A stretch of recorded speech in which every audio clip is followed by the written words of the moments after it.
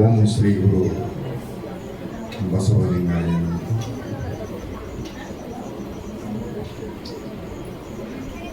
ಒಮ್ಮೆಯೂ ಶ್ರೀ ಗುರುವಿನ ಶ್ರೀಚರಣವು ನೆನೆದರೆ ಬಂಧನ ಹಿಂಗೋದು. ಗುರುವೇ ಶರಣು, ಗುರುಲಿಂಗವೇ ಶರಣು.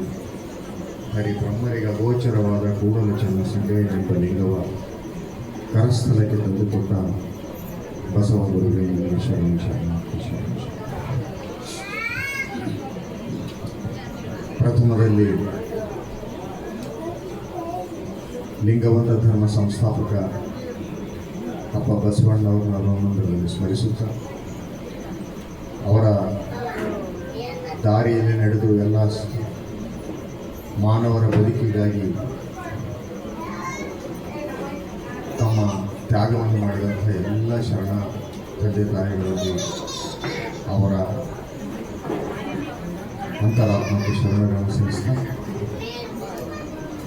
ಈ ಒಂದು ವೀರಭದ್ರಪ್ಪ ಪಾರಿತಾಳಿಯವರ ಮನೆಯಲ್ಲಿ ಮಹಾಮನೆಯ ಕಾರ್ಯಕ್ರಮ. ಈ ಕಾರ್ಯಕ್ರಮದಲ್ಲಿ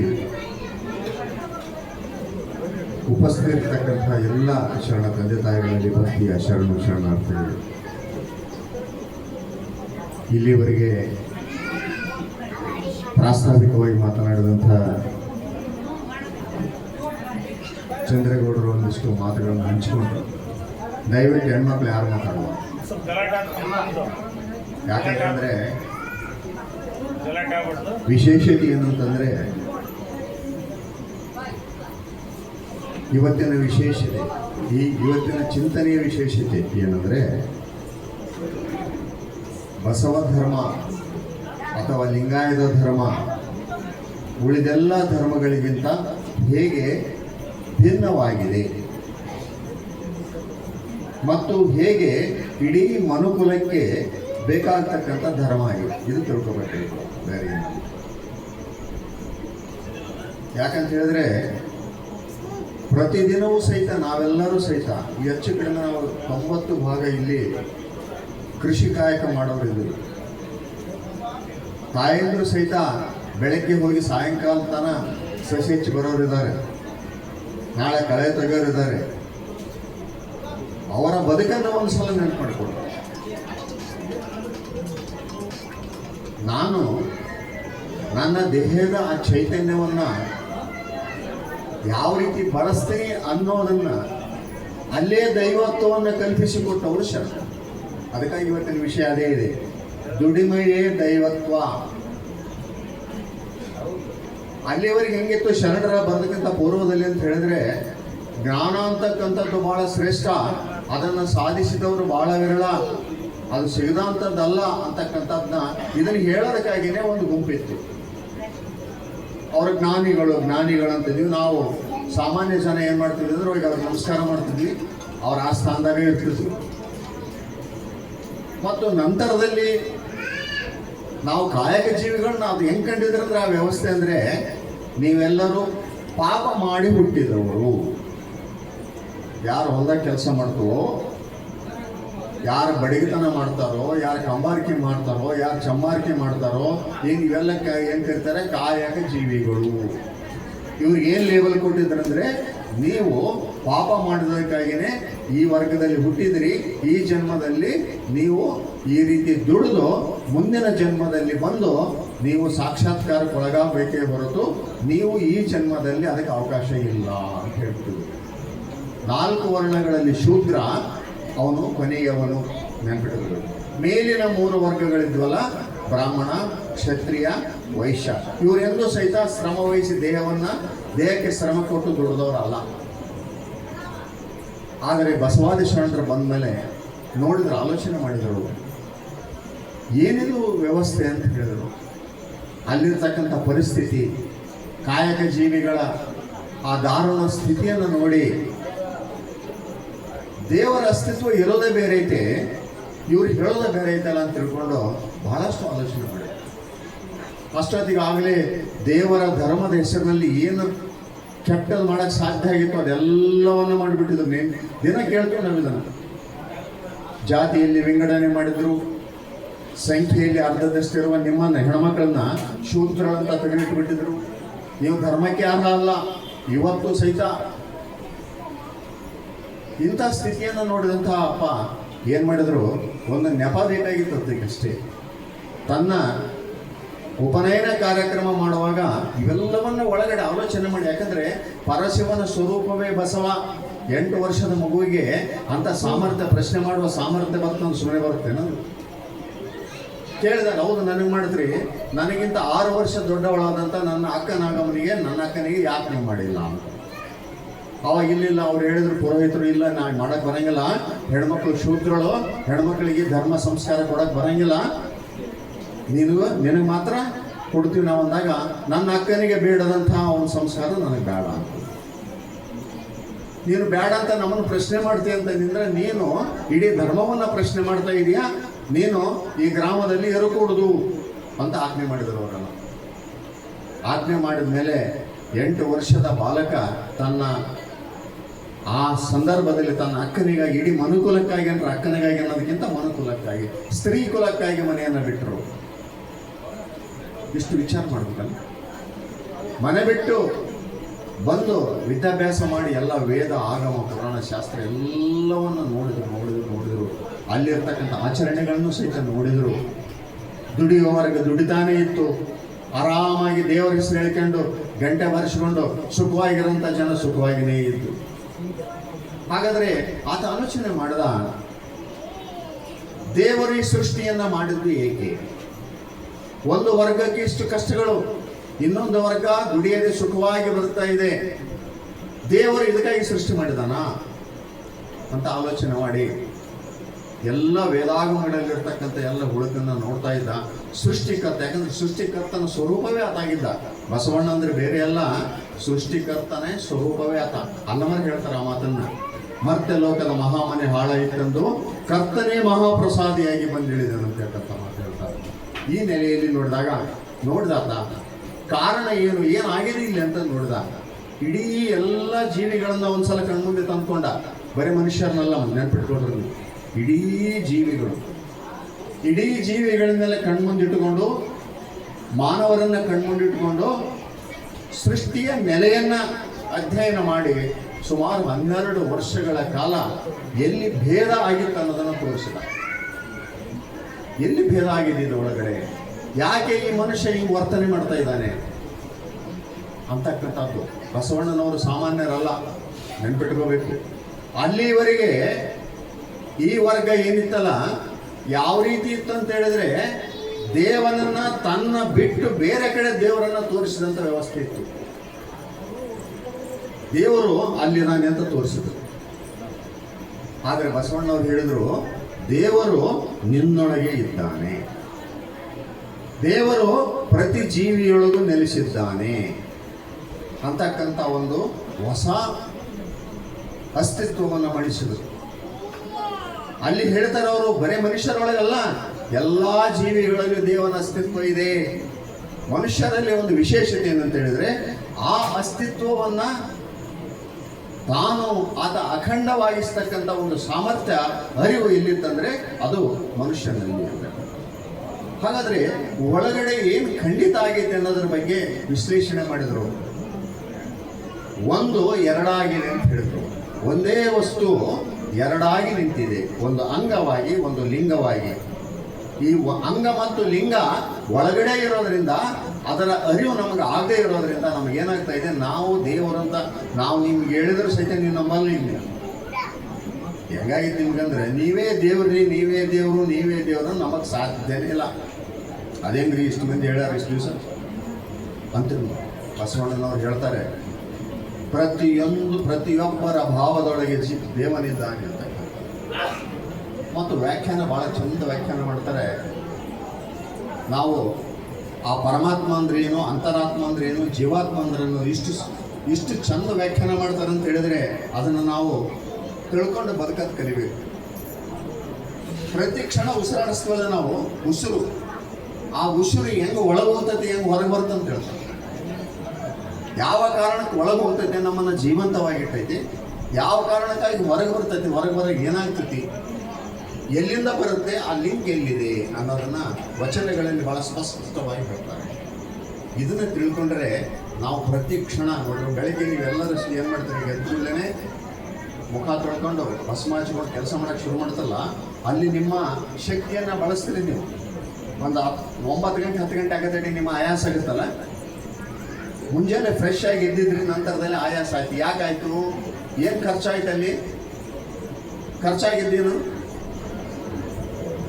ಖರ್ಚಾಗಿದ್ದು ಮನೆಯೊಳಗೆ ದುಡ್ಡು ಖರ್ಚಾಗಿಲ್ಲ ಅಂದ್ರು ಆಗಿಲ್ಲ. ಬೆಳಗ್ಗೆ ಪಾತ್ರೆ ತೊಳೆದಿರಿ, ಎಲ್ಲರಿಗೆ ಕಾಫಿ ಟೀ ಮಾಡಿಕೊಟ್ಟಿರಿ, ಅನ್ನಕ್ಕೆ ಇಟ್ಟಿರಿ, ರೊಟ್ಟಿ ಮಾಡಿರಿ, ಇಷ್ಟೆಲ್ಲ ಆಗಿತ್ತಲ್ಲ. ಸರಿ, ಏನು ಖರ್ಚಾಯ್ತು ಇಲ್ಲಿ? ನಿಮ್ಮೊಳಗೆ ಏನು ಖರ್ಚಾಗಿದೆ? ಆಯಾಸ ಆಗಬೇಕಂದ್ರೆ ನಿಮ್ಮೊಳಗಿರುವ ಚೈತನ್ಯ ಏನಿದೆಯಲ್ಲ ಅದು ಖರ್ಚಾಗಿದೆ. ಅದನ್ನು ಗೊತ್ತಿರಬೇಕು. ಅದಕ್ಕಾಗಿ ದಣಿವು ಅನಿಸ್ತದೆ. ಇದೇ ರೀತಿ ಸಾಯಂಕಾಲದನ್ನ ಮಾಡಿ ಹೊಲಕ್ಕೆ ಹೋಗ್ತೀರಿ, ಮತ್ತೆ ಅಲ್ಲೇ ಕೆಲಸ ಮಾಡ್ತೀರಿ, ಮತ್ತೆ ಸಾಯಂಕಾಲ ಬಂದು ನಿದ್ದೆ ಮಾಡ್ತಾರೆ. ನಿದ್ದೆ ಮಾಡ್ಕೊಂಡು ಆರಾಮ ಅನಿಸ್ತತಿ. ಇಷ್ಟೆಲ್ಲ ಪ್ರಕ್ರಿಯೆಯಲ್ಲಿ ಒಳಗಡೆ ಏನಾಗ್ತಾ ಇದೆ ಅಂತಕ್ಕಂಥ ರಹಸ್ಯವನ್ನ ಎಲ್ಲರಿಗೂ ತಿಳಿಸಿಕೊಟ್ಟವರು ಶರಣ. ಅದಕ್ಕಾಗಿ ನೀನು ದಣಿಯಾಯದಂತೆ, ನೀನು ನಿನ್ನ ಬದುಕಿನಲ್ಲಿ ದಣಿಯದಂತೆ ಹೆಂಗೆ ಬದುಕಬೇಕಂತಕ್ಕಂಥದ್ದು ಹೇಳಿಕೊಡು. ಅದಕ್ಕಾಗಿ ದುಡಿಮೆ ಅಂತಕ್ಕಂಥದ್ದು ಏನಿದೆಯಲ್ಲ ಪೂಜೆಗಿಂತ ಭಿನ್ನ ಅಲ್ಲ ಅದು ಅಂತ ಹೇಳಿದ್ರು. ನೀನು ಮಾಡ್ತಕ್ಕಂಥದ್ದು ದುಡಿಮೆ ಇದೆಯಲ್ಲ, ಅದು ಮನೆಯಾಗಿರ್ಬೋದು, ಹೊಲದಾಗಿರ್ಬೋದು, ಯಾವುದೇ ಆಗಿರ್ಬೋದು, ಅದಕ್ಕಿಂತ ಶ್ರೇಷ್ಠವಾದದ್ದು ಈ ಭೂಮಿ ಮೇಲೆ ಯಾವುದೂ ಇಲ್ಲ. ಅದಕ್ಕಾಗಿ ಹೇಳ್ತಾರೆ ನೋಡ್ರಿ, ಅದಕ್ಕೆ ಕಾಯಕ ಅಂತ ಹೆಸರು ಕೊಟ್ಟರು. ಅವರು ಏನು ಕೊಟ್ಟರು? ಕಾಯಕ. ಗುರುವಿಗಾದರೂ ಕಾಯಕವ ಬೇಕು, ಲಿಂಗಕ್ಕಾದರೂ ಕಾಯಕವ ಬೇಕು, ಜಂಗಮಕ್ಕಾದರೂ ಕಾಯಕವೇ ಬೇಕು. ನಾನು ಜಂಗಮದಿನಿ, ಆರಾಮಾಗಿ ಸ್ನಾನ ಮಾಡಿ ಜನರಿಗೆ ಇದನ್ನು ಹೇಳ್ಕೊಂತ ಹೋಗ್ಬಿಡ್ತೀನಿ ಅಂತ ಅನ್ನಕ್ಕಿಲ್ಲ. ಯಾರಿಗೂ ಅಧಿಕಾರ ಇಲ್ಲ ಅಂತಾರೆ ಶರಣರು. ನೆನ್ಪಿಟ್ಕೊಡ್ರಿ ನೀವು, ಯಾರಿಗೂ ಈ ಅಧಿಕಾರ ಇಲ್ಲ ಈ ಭೂಮಿ ಮೇಲೆ. ಭೂಮಿ ಮೇಲೆ ಅನ್ನ ಉಣ್ತೀಯ ನೀನಂತಂದ್ರೆ ಆ ಅನ್ನಕ್ಕೆ ಸರಿಯಾಗಿ ನೀನು ನಿನ್ನ ದೇಹವನ್ನು ದಂಡಿಸಲೇಬೇಕು. ಶರಣರ ಮಾತು ವಚನಗಳಲ್ಲಿ ಇದೆ. ಅದು ನಿನಗೆ ಎಷ್ಟಾಗತ್ತೆ ಅಷ್ಟು. ಈ ನೆಲೆಯಲ್ಲಿ ನೋಡಿದಾಗ ಇಡೀ ಕಾಯಕ ಜೀವಿಗಳಿಗೆ ಸಂಜೀವಿನಿಯಾಗಿ ಬಂದವರು ಸ್ವಾಮಿ. ಅದಕ್ಕಾಗಿರ್ತಂದು ಕಾಯಕ ಅಂತ ಕೊಟ್ಟಾರೆ. ಆ ಕಾಯಕದ ಮಹತ್ವವನ್ನು ಯಾಕೆ ಹೇಳ್ತಾರೆ ಹಂಗಂದ್ರೆ, ಈ ಸೃಷ್ಟಿಯಲ್ಲಿರ್ತಕ್ಕಂಥ ಎಲ್ಲ ಸೂರ್ಯ, ಚಂದ್ರ, ಭೂಮಿ, ಗಾಳಿ, ನೀರು ಇವೆಲ್ಲ ಹೆಂಗೆ ಕೆಲಸ ಮಾಡ್ತಾರೆ ನೋಡುವ. ಇದ್ರ ಹಿಂದೆ ಯಾರದರ ಆಲೋಚನೆ ಮಾಡಿದ್ರು ಸ್ವಾಮಿ? ಪರಮಾತ್ಮನೇ ಸ್ವತಃ ತಾನು ಕಾಯಕದಲ್ಲಿ ನಿರತನಾಗಿದ್ದಾನೆ. ನಾವು ಕುತ್ಕೊಂಡು ಧರ್ಮ ಹೇಳಿ ದೇವ್ರ ಬಗ್ಗೆ ಮಾತಾಡಿ ನಾವು ಏನಾದರೂ ದೇವರನ್ನು ಒಲಿಸಿಕೊಟ್ಟು ಅಂದ್ರೆ ಅದು ಸಾಧ್ಯ ಇಲ್ಲ ಅಂತಕ್ಕಂಥದ್ದು ಮೊಟ್ಟ ಮೊದಲಿಗೆ ಮನುಕುಲಕ್ಕೆ ಹೇಳಿದವರು ಯಾರಾದರೂ ಇದ್ದರೆ ಅದು ಬಸವಾದಿ ಶರಣರನ್ನು ನೆನಪಿಡಬೇಕು. ಕುತ್ಕೊಂಡು ಧರ್ಮ ಬೋಧನೆ ಮಾಡಿ ನಾನು ಇದು ಮಾಡೋಕ್ಕೆ ಆಗೋದಿಲ್ಲ ಅಂತ ಹೇಳ್ತಾರೆ ಅವರು. ಅದಕ್ಕಾಗಿ ಅಮರೇಶ್ವರ ಲಿಂಗ ವಾಯುತ್ತಡೆಯು ಕಾಯಕದಿಂದ, ನೆನ್ಪಿಟ್ಕೊಡ್ರಿ, ಶಬ್ದ ಹೆಂಗೈತೆ ನೋಡ್ರಿ. ಅಮರೇಶ್ವರ ಲಿಂಗ ಅಂತ ಏನೋ ನೆನೆಸ್ಕೊಂಡಿತ್ತಂದ್ರೆ ಅದು ಎದರಿಂದ ಆಗೈತೆ ಅಂದ್ರೆ ಅದು ಮಾಡುವ ಕಾಯಕದಿಂದ ಅದಕ್ಕೆ ಅಸ್ತಿತ್ವ ಬಂದಿತ್ತು ಅಂತ ಹೇಳಿದ್ರು. ಏನು ಮಾಡುತ್ತೆ ಕಾಯಕದು? ಲಿಂಗ ಏನು ಮಾಡುತ್ತಾರೆ ಕಾಯಕ? ನಿಮಗೆ ಆಶ್ಚರ್ಯ ಆಗ್ತಲ್ಲ, ಏನು ಮಾಡುತ್ತೆ ಕಾಯಕ? ಲಿಂಗ ಅಂದರೆ ಒಳ ಕಟ್ಟಿಕೊಂಡಿದ್ದಾಗಲಿ ಅಥವಾ ಬುಡೆಗಾಗಿದ್ದು ಅಷ್ಟೇ ತಿಳ್ಕೊಬಾರ್ದು. ಯಾವಾಗ ಲಿಂಗ ಅಂದರೆ ಸೃಷ್ಟಿಯನ್ನು ಬೆಳಗುವ ಬೆಳಕು, ಶಿವಚೈತನ್ಯ. ಒಂದು ಬೀಜ ತಗೊಂಡೋಗಿ ನೀವು ಮೊನ್ನೆ ನೆಲ್ಲ ಸಸಿ ಹಾಕಾಗ ಏನು ಮಾಡಿದ್ರಿ? ನೆಲ ತಗೊಂಡೋಗಿ ಹುಗ್ಗಿದ್ರಿ, ಹಿಂಗಲ್ಲ ಹುಗ್ಗಿದ ಕೂಡಲೇ 2 ದಿನ 3 ದಿನ ಆದ್ಮೇಲೆ ಹೋಗಿ ನೋಡಿದ್ರೆ ಮೊಳಕೆ ಆಗಿತ್ತು. ಆ ಮೊಳಕೆ ಬರೋದಕ್ಕೆ ಕಾರಣ ಏನಂದ್ರೆ ಲಿಂಗ ಕೆಲಸ ಮಾಡುತ್ತೇನೆ. ತಿಳ್ಕೊಬೇಕು, ಲಿಂಗ ಕೆಲಸ ಮಾಡ್ತಾರೆ. ಓಂಕಾರ ಸ್ವರೂಪವಾದಂಥ ಲಿಂಗ ಅಲ್ಲಿ ನೆಲೆ ನಿಂತದಕ್ಕೆ ಮೊಳಕೆ ಬಂದಿದೆ ಹೊರತು ಇಲ್ಲ ಅಂದರೆ ಇಲ್ಲ. ಸೃಷ್ಟಿಯಲ್ಲಿ ನಡೀತಕ್ಕಂಥ ಪ್ರತಿಯೊಂದು ಕ್ರಿಯೆಯಲ್ಲೂ ಸಹಿತ ಲಿಂಗ ಕಾಯಕದಲ್ಲಿ ನಿರತವಾಗಿದೆ. ಗೊತ್ತಿರಬೇಕು. ನಾಳೆ ಮತ್ತೆ ಗೊಬ್ಬರ ಹೋಗ್ತೀರಿ, ಇನ್ನು ಏನೋ ಮಾಡ್ತೀರಿ, ಅದು ಬೆಳಿತೈತಿ ಇನ್ನು ಅಲ್ವಾ, ಬಡ್ಡೆ ಹೊಡಿತೈತಿ, ಬೆಳಿತೈತಲ್ಲ, ಅಲ್ಲಿ ಸಹಿತ ಅದೇನು ಮಾಡ್ತೈತೆ, ತಾನು ಅಲ್ಲಿ ನೆಲೆ ನಿಂತು ಜಂಗಮವಾಗಿ ಅದನ್ನು ಬೆಳೆಸ್ತೈತಿ. ಅದರ ಜೊತೆಗೆ ನೀವೇನು ಸಹಕಾರ ಮಾಡ್ತಲ್ಲ, ಕಸ ತೆಗಿತೀರಿ, ದಿನ ಅದರ ಜೊತೆಗೆ ಇರ್ತಾರಲ್ಲ. ಅದಕ್ಕಾಗಿ ಕಾಯಕ ಜೀವಿಗಳಂತ ಶ್ರೇಷ್ಠರು ಈ ಭೂಮಿ ಮೇಲೆ ಯಾರು ಇಲ್ಲ ಅಂತಕ್ಕಂಥದ್ದನ್ನ ಸಾರಿದವರು ಬಸವಣ್ಣ. ಅದಕ್ಕೆ ಕಾಯಕದ ಬಗ್ಗೆ, ಎಸ್ಪೆಷಲಿ ಕೃಷಿ ಕೃತ್ಯ ಕಾಯಕದ ಬಗ್ಗೆ ಎಷ್ಟು ಚಂದ ಹೇಳ್ತಾರೆ ಅವರಂದ್ರೆ, ನೀವೇ ಪಾವನವರು ಈ ಭೂಮಿ ಮೇಲೆ ಅಂತ ಹೇಳ್ತಾರೆ. ಕೃಷಿ ಕೃತ್ಯ ಕಾಯಕ ಮಾಡುವ ಸದ್ಭಕ್ತನ ಪಾದವ ತೋರಯ್ಯ ಎನಗೆ. ಅದೆಂತೆಂದೆಡೆ ಆತನ ಮನಶುದ್ಧ, ಆತನ ಧನಶುದ್ಧ, ಆತನ ಭಾವಶುದ್ಧ. ಇಷ್ಟು ಮಾಡಿ ಮುಂದೆ ಹೇಳ್ತಾರೆ, ಆತನ ಮನೆಯ ಒಕ್ಕು ಲಿಂಗಾರ್ಚನೆಯ ಮಾಡುವ ಜಂಗಮವೇ ಪಾವನ. ನಾವೇ ತಿಳ್ಕೊಂಡಿವಿ, ಇಲ್ಲೆಲ್ಲ ಕತ್ತೆ ದುಡ್ದಂಗೆ ದುಡಿತೀವಿ, ಹಣಿ ಕಟ್ಸಿವಿ, ಇನ್ನೊಂದು ಏನೋ ದುಡ್ದ ಮಾಡೀರಿ. ಆದ್ರೆ ಇದು ಯಾರು ಕೊಟ್ಟಾರಂತಂತ ಹೋದ್ರೆ ಪಾದ ಮನೆ ನಡ್ಕೊಂಡಪ್ಪ, ಅದಕ್ಕೆ ಪಾತ್ರದಿಂದ ಆತಾಶ್ರಮದಿಂದ ಮನೆ ಐತ್ರಿ, ಆತಾಶ್ರಮದಿಂದ ಹೊಲ ತಗೊಂಡಿವಿ ನಾವು. ನೀನು ಸಣ್ಣ ಅಂತ ಇಲ್ಲ, ಇದಕ್ಕೆ ಹೆಂಗೈತೆ ನೋಡ್ರಿ, ಇದು ಮಜಾ ಹೆಂಗೈತು. ಅವ್ರು ಹೌದು ಯಾವಾಗ ನಂಬಿಕೆ ಬಂತಲ್ಲ, ಅವ್ರೇನು ಮಾಡಿದ್ರು, ಚಲೋ ಕರೆಕ್ಟ್ ಹೇಳಿ ನೋಡಿ, ನಾನು ನಿನ್ನ ಮ್ಯಾಗ ಒಂದು ಕಣ್ಣಿತ್ತಪ್ಪ ನನಗೆ, ನಿನಗೆ ಆಶೀರ್ವಾದ ನಾನು ಸತತ್ತಿತ್ತಂತ ಹೇಳ್ತಾರೋ. ಇಲ್ಲ, ಅದು ಸಾಧ್ಯನೇ ಇಲ್ಲ. ಅವರು ಬಂದು ಕೃಷಿ ಕೃತ್ಯ ಮಾಡುವ ನಿಮ್ಮಂತವ್ರ ಮನೆಯಾಗ ಬಂದು ಪೂಜೆ ಮಾಡ್ಕೊಂಡ್ರೆ ಅವರು ಪಾವನ ಅಂತ ಹೇಳ್ತಾರೆ ಬಸವಣ್ಣ. ನೆನ್ಪಿಟ್ಕೊಳ್ರಿ ನೀವು, ಸುಳ್ಳನ್ರಿ ಆಗೋದಲ್ಲ, ನಂಬಕ್ ಆಗೋದು ಬಲು ಕಷ್ಟ ಐತಿರಿ ಮಾತು.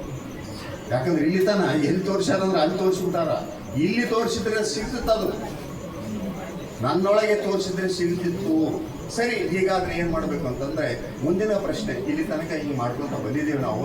ನನ್ನೊಳಗಿನ ಆ ಶಿವ ಚೈತನ್ಯವನ್ನ ಬಳಸಿಕೊಳ್ಳುವ ರೀತಿಯನ್ನು ಸಹಿತ ಬಸವಣ್ಣವ್ರು ಹೇಳ್ತಾರೆ. ಹೆಂಗದು ಪ್ರತಿದಿನ ದಣಿತೀವಿ, ದುಡಿತೀವಿ, ರಾತ್ರಿ ನಿದ್ದೆ ಮಾಡ್ತೀವಿ, ನಿದ್ದೆ ಮಾಡಿದ ಕೂಡಲೇ ಮತ್ತೆ ದೇಹಕ್ಕೆ ಶಕ್ತಿ ಬರ್ತದೆ, ಮತ್ತೆ ಹೋಗಿ ಕೆಲಸ ಮಾಡ್ತೀವಿ.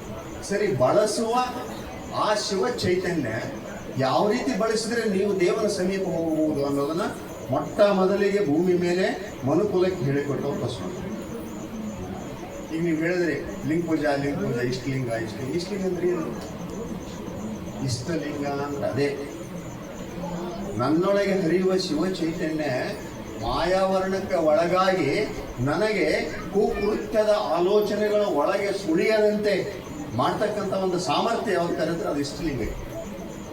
ಅದೇನು ಮಾಡ್ತೈತೆ, ನಮ್ಮನ್ನ ಕೆಟ್ಟದ ಕಡೆ ಆಲೋಚನೆ ಮಾಡ್ದಂಗೆ, ಕೆಟ್ಟದ ಕಡೆ ನೋಡಿದಂಗೆ, ಕೆಟ್ಟದ ಕಡೆ ಇದು ಮಾಡಿ ವಿಚಾರ ಮಾಡ್ದಂಗೆ ಮಾಡ್ತದೆ. ಆ ರೀತಿ ಭಾವದಲ್ಲಿ ಈಗ ನಾನು ಸಸ್ಯರ್ಚಕತ್ತೀನಿ ಅಂದರೆ ಇದು ದೇವನಿಗಾಗಿ ನಾನು ಕೆಲಸ ಮಾಡ್ತಾ ಇದ್ದೀನಿ, ನನ್ನ ಕುಟುಂಬಕ್ಕಾಗಿ ಅಲ್ಲ.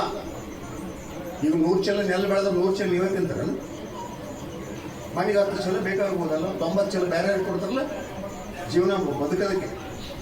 ಅದು ಏನಂದ್ರೆ ಅಲ್ಲಿ ಬಳಕೆಯಾಗಿರ್ತಕ್ಕಂಥ ಚೈತನ್ಯ ಇದೆಯಲ್ಲ, ನಾನು ಮಾಡ್ತಕ್ಕಂಥ ಕಾಯಕ ಇಡೀ ಮನುಕುಲಕ್ಕೆ ಅನ್ನೋ ಭಾವ ನಿಮಗೆ ಬಂತಂದ್ರೆ ಅದು ಪೂಜೆ. ಇಷ್ಟೇ ಪೂಜೆ ಅಂದ್ರೆ ಅದೇ. ನಿಮ್ಮ ಮನೆಗೆ ನೀವೇನಾದರೂ ಅಡಿಗೆ ಮನೆಗೆ ಕೆಲಸ ಮಾಡ್ತಿದ್ರೆ ನೀವಂದ್ರೆ ನಾನು ಮಾಡ್ತಾ ಇರೋದು ದೇವ ನನಗೆ ಒದಗಿಸಿ ಕೊಟ್ಟಂತ ಇದು ಕಾಯಕ ಅಂತ ಭಾವದೊಳಗೆ ತಂದ್ಕೊಂಡು ಮಾಡಿದರೆ ನಿಮ್ಗೆ ಹಗರುತ್ತಾರೆ. ಭಾಳ ಮನಸ್ಸಿಗೆ ಬೇಸರ ಮಾಡಿಕೊಂಡು ನನಗಿದು ಗಂಟು ಬಿದ್ದಿದ್ದೆ ಅಂತ ತಿಳ್ಕೊಂಡ್ರೆ ಅದು ಕಾಯಕ ಆಗೋದಿಲ್ಲ, ಅದು ದುಡಿಮೆ ಆಗೋಂಗಿಲ್ಲ, ಅದು ಪೂಜೆ ಆಗೋಂಗಿಲ್ಲ. ಅದಕ್ಕಾಗಿ ಕೈಲಾಸ ಅಂತಕ್ಕಂಥದ್ದು ಬೇರೆ ಏನಿಲ್ಲ, ಕೈಲಾಸ ಅಂತಕ್ಕಂಥದ್ದು ಇಲ್ಲವೇ ಇಲ್ಲ. ನೀವೇನು ಮನೆಯಾಗ ಇರ್ತಿರಲ್ಲ, ಸಂತೋಷದಿಂದ ಕಾಯಕ ಮಾಡಿಕೊಂಡು ಉಂಡು ಆರಾಮಾಗಿರ್ತಿರಲ್ಲ, ಇದೇ ಕೈಲಾಸವೇ ಹೊರತು ಇದನ್ನು ಹೊರತುಪಡಿಸಿ ಯಾವ ಕೈಲಾಸವೂ ಸತ್ತ ಮೇಲಂತೂ ಕೈಲಾಸ ಇಲ್ಲವೇ ಇಲ್ಲ. ನಿಮ್ಮ ಮನೆಯಾಗ ಆನಂದವಾಗಿರೋದೇ ಕೈಲಾಸ. ಈ ನೆಲೆಯಲ್ಲಿ ಬಹಳ ಸ್ಪಷ್ಟವಾಗಿ ಶರಣರ ವಚನಗಳಿದ್ದಾವೆ. ಅಂಥ ರೀತಿ ದುಡಿಮೆಗೆ ದೈವತ್ವದ ಮಹತ್ವ ಕೊಟ್ಟವನು ಬಸವಾದಿ ಶರಣರು. ಅಲ್ಲಿ ತನಕ ಜ್ಞಾನಕ್ಕೆ ಮಹತ್ವ ಅಂತ ಏನು ಹೇಳಿದ್ರಲ್ಲಿ ಇವರು, ಆ ಜ್ಞಾನಕ್ಕೆ ಮಹತ್ವ ಕೊಟ್ಟವ್ರನ್ನ ದುಡಿಮೆ ಮಹತ್ವ ಕೊಟ್ಟವರು 12ನೇ ಶತಮಾನದ ಶರಣರು. ಮತ್ತು ಎಷ್ಟು ವ್ಯತ್ಯಾಸ ಐತಲ್ಲ ಇದು. ಅಲ್ಲಿ ಮತ್ತೆ ವರ್ಗ ಭೇದ ಇಲ್ಲ, ವರ್ಣ ಭೇದ ಇಲ್ಲ, ಲಿಂಗ ಭೇದ ಇಲ್ಲ. ಯಾರು ಇದನ್ನು ಮಾಡ್ತಾರೋ ಅವರೆಲ್ಲರೂ ಸಹಿತ ದೇವನ ಸಾನ್ನಿಧ್ಯಕ್ಕೆ ಹೋಗೋದಕ್ಕೆ ಯೋಗ್ಯರು. ಈ ಸಿದ್ಧಾಂತ ಬಂದ್ಕೊಳ್ಳಿ ಏನು ಮಾಡಿದರು. ಈ ಸಿದ್ಧಾಂತ ಎಷ್ಟು ದೊಡ್ಡ ಸಿದ್ಧಾಂತ ಅಂದರೆ ಪರಮನೊಡನೆ ಸೃಷ್ಟಿಕರ್ತನನ್ನೇ ಕೂಡೋದಕ್ಕೆ ಒಂದು ಮಾರ್ಗ ಅಂದರೆ ಕಾಯಕ. ಮತ್ತು ಆ ಕಾಯಕ ಹೆಂಗಿರ್ಬೇಕಂದ್ರೆ ಅದನ್ನು ಹೇಳ್ತಾರೆ ಅವರು, ಉದ್ದಂಡ ವೃತ್ತಿ ಆಗಿರಬಾರ್ದದು. ಉದ್ದಂಡ ವೃತ್ತಿ ನಿನ್ನ ತನುಮನ ಬಳಸದೆ ನೀನು ಯಾರ್ದು ತಲೆ ಹೊಡೆದ ತಂದು ಕಾಯಕ ಮಾಡ್ತಾನಂದ್ರೆ ಕಾಯಕ ಆಗೋದಿಲ್ಲದು. ನಿನ್ನ ವೃತ್ತಿಯಲ್ಲಿ ನಿನಗೆ ಬಂದಂಥ ಇದರೊಳಗೆ ಪ್ರಾಮಾಣಿಕವಾಗಿ ನನ್ನದಲ್ಲದನ್ನು ಮುಟ್ಟದೆ ನಾನು ದುಡಿತೀನಿ ಅಂತಂದರೆ ಖಂಡಿತವಾಗಿ ಸಹಿತ ಕಾಯಕ. ಆವಾಗ ಈ ರೀತಿ ದುಡಿದವರಿಗೆ ಎಂದೂ ಸಹಿತ ನಮಗೆ ಕೊರತೆ ಆಗಿಲ್ಲ. ನೆನ್ಪಿಟ್ಕೋಬೇಕು. ಯಾರಿಗೆ ಬಡತನ ಬಂದೈತೆ ಅಂದರೆ ಯಾರು ಕಾಯಕ ಮಾಡ್ತಾ ಇಲ್ಲೋ ಅವ್ರಿಗೆ ಬಡತನ ಬಂದಿದೆ. ಯಾರು ಕಾಯಕದಲ್ಲಿ ದ್ರೋಹ ಮಾಡೋರು ಅವ್ರಿಗೆ ಬಡತನ ಬಂದಿದೆ. ಶರಣರು ಹೇಳ್ತಾರೆ ಆ ಮಾತನ್ನ. ಕಾಯಕ ಎಷ್ಟು ಶ್ರೇಷ್ಠ ಅಂತಂದ್ರೆ ಅವ್ರಿಗೆ ಬಡತನ ಅನ್ನೋದು ದ್ರವ್ಯದ ಬಡತನ ಯಾರಿಗೆ ಐತೆ ಅಂದ್ರೆ ಕಾಯಕ ಮಾಡಲಾರ್ದವರಿಗೆ. ಮತ್ತು ಇನ್ನೊಂದು ವಿಶೇಷ ಅಂದರೆ ಯಾರು ಶುದ್ಧ ಕಾಯಕವನ್ನು ಮಾಡಿ ಅದರಿಂದ ಬದುಕಾರೋ ಅವರಿಗೆ ಸದಾ ಆತನ ಕರುಣೆ ಇರ್ತದೆ. ನೆನಪಿಟ್ಕೊಳ್ಳಿ, ಖಂಡಿತ ಇರ್ತದೆ. ಆತನಿಗೆ ಗೊತ್ತು ಯಾರು ನನ್ನ ಸಮೀಪ ಮತ್ತು ಯಾರು ನನ್ನಿಂದ ದೂರ ಅಂತಕ್ಕಂಥದ್ದು ಭಾಳ ಸ್ಪಷ್ಟವಾಗಿ ತಮ್ಮ ವಚನಗಳಲ್ಲಿ ಶರಣರು ತಿಳಿಸ್ತಾರೆ. ಅದಕ್ಕಾಗಿ ಇಷ್ಟೇ ಮಾಡೋದು, ಬೇರೆ ಏನು ಭಾಳ ತಿಳ್ಕೊಳ್ಳೋ ಅವಶ್ಯಕತೆ ಇದ್ರೆ ಬೆಳಗ್ಗೆ ಶಿವಯೋಗ ಮಾಡಿರಿ. ಶಿವಯೋಗ ಅಂದರೆ ಏನು ಅಂದರೆ ಭಾಳ ತಿಳ್ಕೊಳ್ಳೋಕ್ಕಿಂತ ಸುಮ್ಮನೆ ದೃಷ್ಟಿಯೋಗದಲ್ಲಿ ನನಗೆ ಬಂದ ಈ ದೇಹ, ನನಗೆ ಬಂದಂಥ ಈ ಸಂಬಂಧಗಳು, ನನಗೆ ಬಂದಂಥ ಎಲ್ಲವೂ ಸಹಿತ ನಿನ್ನ ಆಶೀರ್ವಾದ, ಇಷ್ಟೇ. ಅದನ್ನು ಸಮರ್ಪಣೆ ಮಾಡಿಬಿಡ್ರಿ. ಪ್ರತಿ ಕ್ಷಣವೂ ನನಗೆ ಉಸಿರಾಡಿಸೋಕ್ಕೆ ಅವಕಾಶ ಕೊಟ್ಟಿದೆಯಾ, ಪ್ರತಿ ಕ್ಷಣವೂ ಪ್ರತಿದಿನ ಅನ್ನ ಕೊಟ್ಟಿದೆಯಾ, ಇದೆಲ್ಲವೂ ಸಹಿತ ನಿನಗೆ ಅರ್ಪಿತ ಅಂತಕ್ಕಂಥದ್ದು ಸಮರ್ಪಣಾ ಭಾವದಿಂದ ಶಿವಯೋಗ ಮಾಡೋದೈತಲ್ಲ, ಅದು ಮೊದಲೇ ಕೆಲಸ. ಸಮರ್ಪಣಾ ಭಾವ ಇರೋಕೆ ಮತ್ತೆ ಅವಸರ ಏನೋ ಕಾಯ್ದುಕೊಂಡೀನಿ, ಏನೋ ಅಂದಾರಪ್ಪ ಲಿಂಗ ಕಟ್ತೀನಿ ಅಂತ ನೀರಾಗಿ ದಬ ಇದು ಮಾಡಿ ಹೋಗೋದಲ್ಲ. ಸಮರ್ಪಣಾ ಭಾವ ಬೇಕು. ಇಷ್ಟಾದಮೇಲೆ ನೀವು ಮನೆಗಾರ ಕೆಲಸ ಮಾಡಿರಿ, ಹೊಲಕ್ಕಾದ್ರೂ ಹೋಗ್ರಿ, ಅಲ್ಲಿಯೂ ಸಹಿತ ಕಾಯಕ ಹೆಂಗಿರ್ಬೇಕಂತ ಹೇಳಿದ್ರೆ ಎಲ್ಲಿಯೂ ಸಹಿತ ಮನಸ್ಸು ಎರಡಾಗದಂತೆ ಮಾಡ್ತಕ್ಕಂಥದ್ದು. ಆ ರೀತಿ ಬದುಕನ್ನು ಒಂದು ಸ್ವಲ್ಪ ದಿವಸ ರೂಢಿಸ್ಕೊಳ್ರಿ, ನಿಮ್ಮೊಳಗನೆ ದೈವತ್ವ ನೆಲೆ ನಿಲ್ಲಕ್ಕೆ ಶುರು ಮಾಡ್ತೀವಿ. ಬೇರೆ ಎಲ್ಲಿ ದೇವರ ಇಲ್ಲ, ಬೇರೆ ಎಲ್ಲೆಲ್ಲೂ ಇಲ್ಲ ದೇವರು. ಈ ರೀತಿಯ ಹೊಸ ಧರ್ಮವನ್ನು ಕೊಟ್ಟವರು ಯಾರಂದ್ರೆ ಬಸವಾದೀಶ್ವರರು. ಇಲ್ಲಿ ಜಾತಿ ಭೇದ ಇಲ್ಲ. ಈಗಾಗಲೇ ಹೇಳಿದ್ರಲ್ಲ, ಇದನ್ನು ಬಿಟ್ಟಿವೆ ನಾವೇನು ಮಾಡಿದ್ವಿ? ಈಗಾಗಲೇ ಹೇಳಿದ್ರು ನೋಡ್ರು, ಮೌಢ್ಯಗಳನ್ನೇ ದೇವ ಸ್ವರೂಪ ಅನ್ಕೊಂಡ್ಬಿಟ್ಟು ಅಂತ ತೋರಿಸ್ಬಿಟ್ರು ನಾವು. ಅವರು ಈಗ ಹೇಳಿದ್ರಲ್ಲ, ಈಗ ಹೊಲಕ್ಕೆ ಹೋಗಿರ್ತಾರೆ, ಒಂದು ಹಾವು ಬರ್ತೈತಿ, ಭಾಳ ಆದ ನಾಗರಮಶ ಬಂದ್ಬಿಟ್ಟು ಹಾವು ಬಿಡೋದು ಬಿಟ್ಟಿರ್ತೀವಿ. ಈ ಬೇಡಪ್ಪ, ಇದು ನಾಗರಮಶ ಬರೋಕತ್ತೈತಿ ಬೇಡ ಅಂತ. ಅದೇ ಮನೆ ನಾನು ಪಂಚಮಿ ದಿವಸ ಹಾಳಾಗ್ತೀವಿ. ಅದೇ ನಿಜವಾದ ಹಾವು ಬಂದರೆ, ಅದಕ್ಕೆ ಪ್ರತಿ ಜೀವಿಯಲ್ಲಿ ಶಿವ ಚೈತನ್ಯ ಇದೆ. ನೆನ್ಪಿಟ್ಬೋದು, ಪ್ರತಿ ಜೀವಿ ಅದಕ್ಕೂ ಬದುಕು ಹೋಗ್ತಿದೆ. ಸುಮ್ಬಿಟ್ರೆ ಓದ್ತದ್ದು, ಓಡಿಸಿರ್ಬೇಕಾದ್ರೆ ಹೊಡೆಯಂಗಿಲ್ಲ. ಓಡಿಸ್ರಿ, ನಿಮಗೆ ಹಾನಿ ಮಾಡ್ತಾನೆ ಭಯ ಇದ್ರೆ ಅದನ್ನು ಓಡಿಸ್ರಿ, ಯಾರನ್ನು ಹಾವು ಹಿಡಿಯೋದಿದ್ರೆ ಕಳಿಸ್ರಿ. ಇದು ಯಾಕೆ ಹೇಳ್ತೀರಿ ಅಂದರೆ, ಇಲ್ಲಿ ತನಕ ದೇವರ ಬಗ್ಗೆ ಎಂಥ ಮೌಢ್ಯವನ್ನು ಬಿದ್ದುಬಿಟ್ಟಿದ್ದೀವಿ ನಾವು ಅಂತಂದರೆ ಅದು ಹೇಳ್ತಿರೋದು. ಅದಕ್ಕೆ ಒಂದು ನೆನ್ಪಿಡಬೇಕು, ಬಸವಾಯತ್ರೆ ಏನಂದರೆ ನನ್ನೊಳಗೆ ದೈವತ್ವವಿದೆ, ದೇವ ನನ್ನೊಳಗೆ ನೆಲೆಸಿದ್ದಾನೆ ಅಂತಕ್ಕಂಥದ್ದು ತಿಳಿದೇ ಇದ್ದರೆ ನಾವು ಎಷ್ಟು ವರ್ಷ ಪೂಜೆ ಮಾಡಿದ್ರು ವ್ಯರ್ಥ. ಅದಕ್ಕಾಗಿ ಪರಮಾತ್ಮನ ಬಗ್ಗೆ ಚಂದ ಹೇಳ್ತಾರೆ, ಪ್ರತಿ ಕ್ಷಣವೂ ಸಹಿತ ನನ್ನ ಸಂಬಂಧ ಹೆಂಗೈತೆ ಅಂತ ಹೇಳಿದ್ರೆ ಆ ಪರಮಾತ್ಮನೊಡನೆ ಇದೆ. ಅದಕ್ಕಾಗಿ ಏನು ಹೇಳ್ತಾರೆ ಅವರು, ಈ ಸೃಷ್ಟಿಯನ್ನು ಮಾಡುವಾಗ ಹೆಂಗೆ ಮಾಡಿದೆ ಅಂತ ಹೇಳಿದ್ರೆ, ಪರಶಿವನ ಚಿತ್ಕಡೆ ಜಗತ್ತಿನ ಶಿರೋಮಧ್ಯಕ್ಕೆ ಬಿಂಬಿಸಿ ಅದನ್ನು ಚೈತನ್ಯಗೊಳಿಸಿದಲ್ಲಿ ಪರಮಾತ್ಮ ನೆಲೆಸಿತು. ಅದೇನದಲ್ಲ ದೈವ ಸೃಷ್ಟಿಕರ್ತ, ಆತನಿಗೂ ನನ್ನ ಬ್ರಹ್ಮರಂಧ್ರಕ್ಕೂ ನೇರವಾದ ಸಂಬಂಧ ಇದೆ. ಆತೆಲ್ಲಿದ್ದೋ ನಾನು ಎಲ್ಲಿ ಅಂತ ಪ್ರತಿ ಕ್ಷಣ ಆತನ ಜೊತೆಗಿದ್ದೀವಿ ನಾವು. ಮತ್ತು ಆ ಪರಮಾತ್ಮ ಬ್ರಹ್ಮರಂಧ್ರದಲ್ಲಿ ನೋಡ್ರಿ, ಮಗುವಿನ ಹಣ್ಣೆತ್ತಿ ಬಡ್ಕಂತಿರ್ತದಲ್ಲ, ಹುಟ್ಟಿದ ಮೇಲೆ ಎದರ ಸಂಕೇತ ಅದು. ಆ ಪರಮಾತ್ಮನ ಅರಿವು ಆ ಪಿಂಡದೊಳಗೆ ಪ್ರವೇಶಿಸಿದ ಸಂಕೇತ. ಅದೇನಾಗೈತೆ ಅಂದರೆ ಮುಂದೆ ಹೇಳ್ತಾರೆ ಅವರು ವಚನಕಾರರು, ಆ ಪರಮಾತ್ಮ ಜಗತ್ತಿನ ಭೂಮಧ್ಯಕ್ಕೆ ಬಿಂಬಿಸಿದಲ್ಲಿ ಅಂತರಾತ್ಮ ನೆನೆಸಿದ್ದು. ಅಂತರಾತ್ಮ, ಆ ಅಂತರಾತ್ಮ ಜಗತ್ತಿನ ಹೃದಯ ಮಧ್ಯಕ್ಕೆ ಬಿಂಬಿಸಿದಲ್ಲಿ ಜೀವಾತ್ಮ ನೆನೆಸಿದ್ದು. ನಾನೇ ಅದು. ಈ ನಾನಂತವಲ್ಲ, ನಾನು ಯಾರಂದರೆ ಅದೇ ಜೀವಾತ್ಮ. ಇಲ್ಲಿ ಪ್ರಾಣ ಚೈತನ್ಯ ನೆಲೆಸೋದಕ್ಕಾಗಿಯೇ ಮೂಗಿನ ಮೂಲಕ ಉಸಿರಾಟ ನಡೆದಿದೆ. ಆ ಪ್ರಾಣ ಚೈತನ್ಯ ಹೆಂಗೈತೆ ಅಂದರೆ ತರಂಗ ರೂಪದೊಳಗೈತೆ.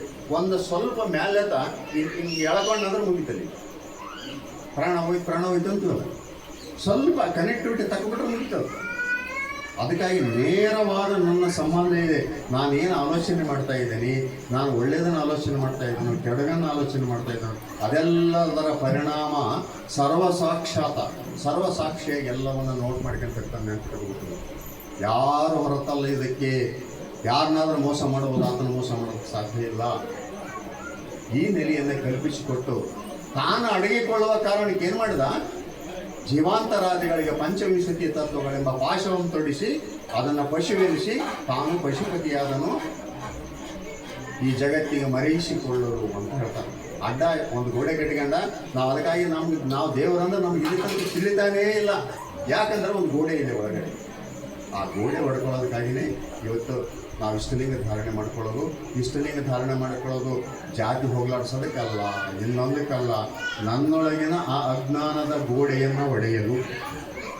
ಆ ಗೋಡೆ ಸಣ್ಣದಕ್ಕಿಂತ ಬಂದಂಗೆಲ್ಲ ನನ್ನ ಸ್ವರೂಪ ಜ್ಞಾನ ನನಗೆ ಆಗಕ್ಕೆ ಶುರುವಾಗ್ತದೆ. ಹಾಗಾಗಿ ನೀವು ಮಾಡುವ ಕಾಯಕದಲ್ಲಿನೇ ಆ ಮನಃಶುದ್ಧಿಯಿಂದ ಮಾಡಿದರೆ ಅದೇ ದೇವರ ಪೂಜೆ. ಯಾವುದಾದ್ರೂ ಮಾಡೋದು ಕೆಲಸ, ಯಾವುದಾದ್ರೂ ಮಾಡೋದು. ಬಡಗಿತನ ಮಾಡಿರಿ, ಕಂಬಾರಿಕೆ ಮಾಡಿರಿ, ಒಕ್ಕಲ್ತನ ಮಾಡಿರಿ, ವ್ಯಾಪಾರ ಮಾಡಿರಿ, ಯಾವುದಾದ್ರೂ ಮಾಡಿರಿ, ಖಾಲಿ ಕುಂದ್ರಬೇಡ. ಇವತ್ತೇನಾಗಿದೆ ಅಂದರೆ ಈ ಕೆಲಸ ಖಾಲಿ ಕುಂತವ್ರು ಭಾಳ ಶ್ರೇಷ್ಠರನ್ನಂಗೆ ಆಗೈತಿ. ಈ ನಮ್ಮ ಹುಡುಗರು ನೋಡ್ರಿ, ಒಂದೊಂದು ಹಳ್ಳಿ ಹತ್ರ ಒಂದು 200-300 ಯುವಕರು ಇರ್ತಾರೆ. ಅವ್ರನ್ನ ನೋಡಿದ್ರೆ ನನಗೆ ಅನಿಸ್ತಾ ಇರ್ತದೆ, 1-2 ತಾಸು ಸಹಿತ ಸರಿ ಕೆಲಸ ಮಾಡೋದು. ಎಲ್ಲಿ ಮಾಡಿ ನಾವೇನು ಬೆಳೆಸಿವಿ ಅಂದರೆ ನಮ್ಮ ಮಕ್ಕಳು ಆರಾಮಾಗಿರಬೇಕು. ಮುಂಜಾನೆ ಎದ್ದೇಳಬೇಕು, 8 ಗಂಟೆ 9 ಗಂಟೆಗೆ ಎದ್ದು ಕಾಫಿ ಕುಡಿದು ಮತ್ತೆ ಈಗ ತಿರುಗಾಡಿ ಬಂದು 11 ಗಂಟೆಗೆ ಉಂಡು ಮತ್ತೆ ಸಿಂಧೂರಕ್ಕೆ ಹೋಗಿ ತಿರುಗಾಡಿ ಬಂದು ಮಲಗಿಬಿಡೋದು. ಇದೇ ಶೆಡ್ಯೂಲ್ನಲ್ಲಿ ಭಾಳಷ್ಟು ಯುವಕರಿಗೆ ಟ್ರೈನಿಂಗ್ ಕೊಟ್ಟಿದ್ದೀವಿ ನಾವು. ದುಡಿಬೇಕಪ್ಪ ನೀನು, ಕೆಲಸ ಮಾಡಬೇಕಂತ ಎಲ್ಲಿಯೂ ಹೇಳಲಿಲ್ಲ. ಅದಕ್ಕಾಗಿ ಅವ್ರು ಏನಾದರೂ ಬೇರೆ ಮಾರ್ಗಕ್ಕೆ ಹೋದರು. ಯಾಕೆಂದರೆ ಕಾಯಕದ ಮಹತ್ವವನ್ನು ಕೊಡದೇ ಇರುವ ಕಾರಣಕ್ಕೆ ಇವತ್ತು ನಮ್ಮ ಕೃಷಿಯ ಚಟುವಟಿಕೆ ಕುಂಠಿತ ಆಗಿದೆ. ನಾವು ನಮ್ಮ ಮಕ್ಕಳಿಗೆ ಸರಿಯಾದ ಮಾರ್ಗದರ್ಶನ ಮಾಡ್ತಾ ಇಲ್ಲ. ಬಸವಾದಿ ಶರಣರು ಹೇಳಿದಂಥ ಕಾಯಕ ಮಾಡಿದರೆ ಬೇಕಾದಷ್ಟು ಸಾಧ್ಯ ಆಗ್ತದೆ. ಬಡತನ ನಮ್ಮದೇ ಇರ್ತಿದ್ದಿಲ್ಲ ಈ ಭೂಮಿ ಮೇಲೆ. ಬಡತನ ಸೃಷ್ಟಿಯಾಗಿದ್ದೇ ಖಾಲಿ ಕುತ್ಕೊಂಡೋದಕ್ಕೆ. ಆ ಕಾರಣಕ್ಕೆ ನೀವೆಲ್ಲ ಒಂದು ತಿಳ್ಕೋಬೇಕು, ದೇವರು ನಮ್ಮೊಡನೆ ಇದ್ದಾನೆ, ನಮ್ಮ ಕಾಯಕದೊಳಗೆ ಇದ್ದಾನೆ. ಕಾಯಕದಲ್ಲಿ ವಂಚನೆಗಳು ಇರಬಾರದು. ಮತ್ತು ನನ್ನೊಳಗೆ 2ನೇ ಅಂಗ ಒಂದು ಏನಿದೆಯಲ್ಲ, ದೇಹ ಆದಮೇಲೆ ಇನ್ನೊಂದು ಅಂಗ ಒಳಗೆ ಮನಸ್ಸಿದೆಯಲ್ಲ, ಆ ಮನಸ್ಸಿಗೆ ಎಂಥ ಸಾಮರ್ಥ್ಯ ಇದೆ ಅಂದರೆ ಅದು ನಮ್ಮನ್ನು ಅಧೋಗತಿಗೆ ಇಳಿಸಬಲ್ಲದು ಮತ್ತು ದೇವನಡೆಗೂ ಕರ್ಕೊಂಡು ಹೋಗ್ಬೋದು. ಅದಕ್ಕೆ 2 ಮಾರ್ಗ ಬಿಡ್ತದೆ. ಅವರು ಮನಸ್ಸಿಗೆ ಅಧೋಗತಿಗೆ ಇಳಿಸಿ ಅತೀ ಕೀಳು ಮಟ್ಟಕ್ಕೂ ಕಷ್ಟಕ್ಕೂ ದಾರಿ ಮಾಡಿಕೊಡ್ಬೋದು, ಅಥವಾ ನಾವು ಅದನ್ನು ಸರಿಯಾಗಿ ಬಳಸ್ಕೊಂಡ್ರೆ ನಮ್ಮನ್ನು ಆ ಪರಮಾತ್ಮ ನಡೆಗೂ ಸಹಿತ ಕರ್ಕೊಂಡು ಹೋಗ್ಬೋದು. ಯಾಕಂದರೆ ಪರಮಾತ್ಮನ ಇರುವಿಕೆಯ ಆ ನೆಲೆಯನ್ನು ಕಂಡದ್ದು ಯಾವುದಂದ್ರೆ ಅದು ಮನಸ್ಸು ಮಾತ್ರ. ಅದನ್ನು ಹೆಂಗೆ ಬಳಸ್ಕೊಳಕತ್ತೀವಿ ನಾವೀಗ? ಹೆಂಗೆ ಬಳಸ್ಕೊಳಕತ್ತೀವಿ ವಿಚಾರ ಮಾಡಿದ್ರೆ ನಮ್ಮದು ನಾವು ಮಾಡ್ಕೊಳ್ತೀವಿ. ಸೃಷ್ಟಿ ಮಾಡುವಾಗ ದೇಹಕ್ಕೆ ರಕ್ಷಣೆ ಕೊಟ್ಟ ಸೃಷ್ಟಿಕರ್ತ. ರಕ್ಷಣೆ ಅಂದ್ರೆ ಏನು? ಅದಕ್ಕೊಂದು ಬೌಂಡ್ರಿ ಹಾಕಿದ. ವೈರಾಣುಗಳು ಯಾವ ಬರಬಾರ್ದು ಅಂತೇಳಿ ಇಮ್ಯೂನ್ ಸಿಸ್ಟಮ್ ಅಂತ ಡೆವಲಪ್ ಮಾಡಿದ. ಇಮ್ಯೂನ್ ಅಂದ್ರೆ ಏನಂದ್ರೆ ರೋಗ ನಿರೋಧಕ ಶಕ್ತಿ. ದೇಹಕ್ಕೆ ಅದೆಲ್ಲ ಇಟ್ಟ. ಆದರೆ ಮನಸ್ಸಿಗೆ ಇವ್ಯಾವುದನ್ನ ಇಲ್ಲ. ಅದು ಏನು ಆ ಕೆಲಸ ಕೊಟ್ಟು ನಮಗಂದ್ರೆ ಮನಸ್ಸನ್ನು ಆರೋಗ್ಯಪೂರ್ಣವಾಗಿ ಇಟ್ಕೊಳ್ತಕ್ಕಂಥ ಕೆಲಸ ನಿನ್ನದು. ಅದನ್ನು ನಾವು ನೋಡಬೇಕಾಗಿದೆ ಇವತ್ತು. ಯಾಕಂದರೆ ಮನಸ್ಸೇ ದೈವತ್ವಕ್ಕೆ ಕರ್ಕೊಂಡು ಹೋಗೋದಕ್ಕೆ ಕಾರಣ ಆಗ್ತದೆ. ಮನಸ್ಸೇ ಎಲ್ಲ ಮೌಢ್ಯಗಳಿಗೆ ಕಾರಣ ಆಗಿದೆ. ಮನಸ್ಸೇ ನಮ್ಮ ಬದುಕನ್ನು ಹಾಳು ಮಾಡೋದು ಕಾರಣ ಆಗಿದೆ. ಈ ನೆಲೆಯಲ್ಲಿ ನೋಡಿದಾಗ ಆ ಕಾಯಕದ ಸಿದ್ಧಾಂತ ಏನೈತಲ್ಲ, ಭಾಳ ಶ್ರೇಷ್ಠವಾದಂಥ ಸಿದ್ಧಾಂತ. ಪ್ರತಿ ಕ್ಷಣವೂ ಸಹಿತ ಆ ಮಣ್ಣಿನ ಜೊತೆಗಿರ್ತಕ್ಕಂಥ ಕೃಷಿ ಕಾಯಕದ ವರ್ಗ ಐತಲ್ಲ, ಇದು ದೇವನ ಸಮೀಪ ಇರ್ತಕ್ಕಂಥ ವರ್ಗ ಅಂತಕ್ಕಂಥದ್ದು ಹೇಳ್ತಾರೆ. ಮೋಳಿಗೆ ಮಾರಾಯಣವ್ರ ಬಗ್ಗೆ ಬಂದಾಗ ಬಸವಣ್ಣವ್ರು ಹೇಳ್ತಾರೆ, ಹಾಸಿ ದುಡಿದರೆ 10 ಬೆರಳುಂಟು, 10 ಬೆರಳು ಬೆಳೆಸ್ಬೇಕು ಜನ ಅಂತ ಹೇಳ್ತಾರೆ. ಮೋಳಿಗೆ ಮಾರಯ್ಯ ಮಹಾರಾಜ ಕಾಶ್ಮೀರದಿಂದ ಬಂದಾತ. ಆತೇನು ಮಾಡಿದ? ಅಲ್ಲಿಂದ ಬಂದು ರಾಜಸತ್ತೆಯನ್ನು ಬಿಟ್ಟು ಹೆಂಡತಿಯೊಡನೆ ಬಂದು ಕಟ್ಟಿಗೆ ಕಡಿತಿದ್ದ. ಕಟ್ಟಿಗೆ ಕಡಿದು ಮಾರ್ತಿದ್ದ. ಆತ 10 ಬೆರಳನ್ನು ಬಳಸ್ತಾ ಇದ್ದಾನೆ. ನನಗೆ ಎಂಥ ಕಾಯಕ ಕೊಟ್ಟಿಯಪ್ಪ ನೀನು? ಪ್ರಧಾನಿಯ ಕಾಯಕ ಕೊಟ್ಟಿದ್ಯಾ. ಅದಕ್ಕೆ ಏನು ಹೇಳ್ತಾರೋ ಅಂದರೆ, ನನಗೆ ರತ್ನದ ಸಂಕೋಲಿಯ ನಿತ್ತು ಕೊಲ್ಲಿದೆ. ನನಗೆ ಎಂಥ ಬೇಡಿ ಯಾಕೆಂದರೆ ಇದು ರತ್ನದ ಸಂಕೋಲೆ. ನೋಡ್ರಿ ಕಾಯಕಕ್ಕೆ ಎಷ್ಟು ಮಹತ್ವ ಕೊಟ್ಟಾರೋ ಅವರು. ದೇಹ ದುಡಿಸಿದ ಕಾಯಕಕ್ಕೂ ದೇಹ ದುಡಿಮೆ ಇಲ್ಲದಂಥ ಕಾಯಕಕ್ಕೂ ವ್ಯತ್ಯಾಸವನ್ನು ನಾವು ಚೆನ್ನಾಗಿ ತೋರಿಸ್ತಾರೋ.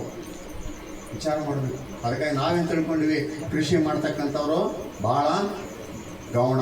ಅದಕ್ಕಾಗಿ ಇವತ್ತು ಭಾಳ ಮಂದಿ ಯಾರಂದರೆ ಕೃಷಿ ಮಾಡೋರು ಮನೆಗೆ ಕನ್ಯಾನ ಕೊಡಲ್ಲ ಯಾರು ಅಲ್ವಾ, ಹಾಗೆ ತಿಳ್ಕೊಳ್ಳಿ. ಯಾಕಂದರೆ ಕಠಿಣ ಕೆಲಸ ಆದಂತ. ಆದರೆ ಆ ಕಠಿಣವನ್ನು ಪವಿತ್ರವಾಗಿರಿಸಿದವರು ಶರಣರು. ಹೋಳಿಗೆ ಮಾರ ಇನ್ನವ್ರಿಗೆ ಅದಕ್ಕೆ ನೆನೆಸ್ಕೊಳ್ತಾರೋ. ಅಂದರೆ ಭಾಳ ಬೇಗ ಬಿಡುಗಡೆ ಸಿಗ್ತತಿ, ಮುಕ್ತತ್ವ ಸಿಗ್ತತಿ.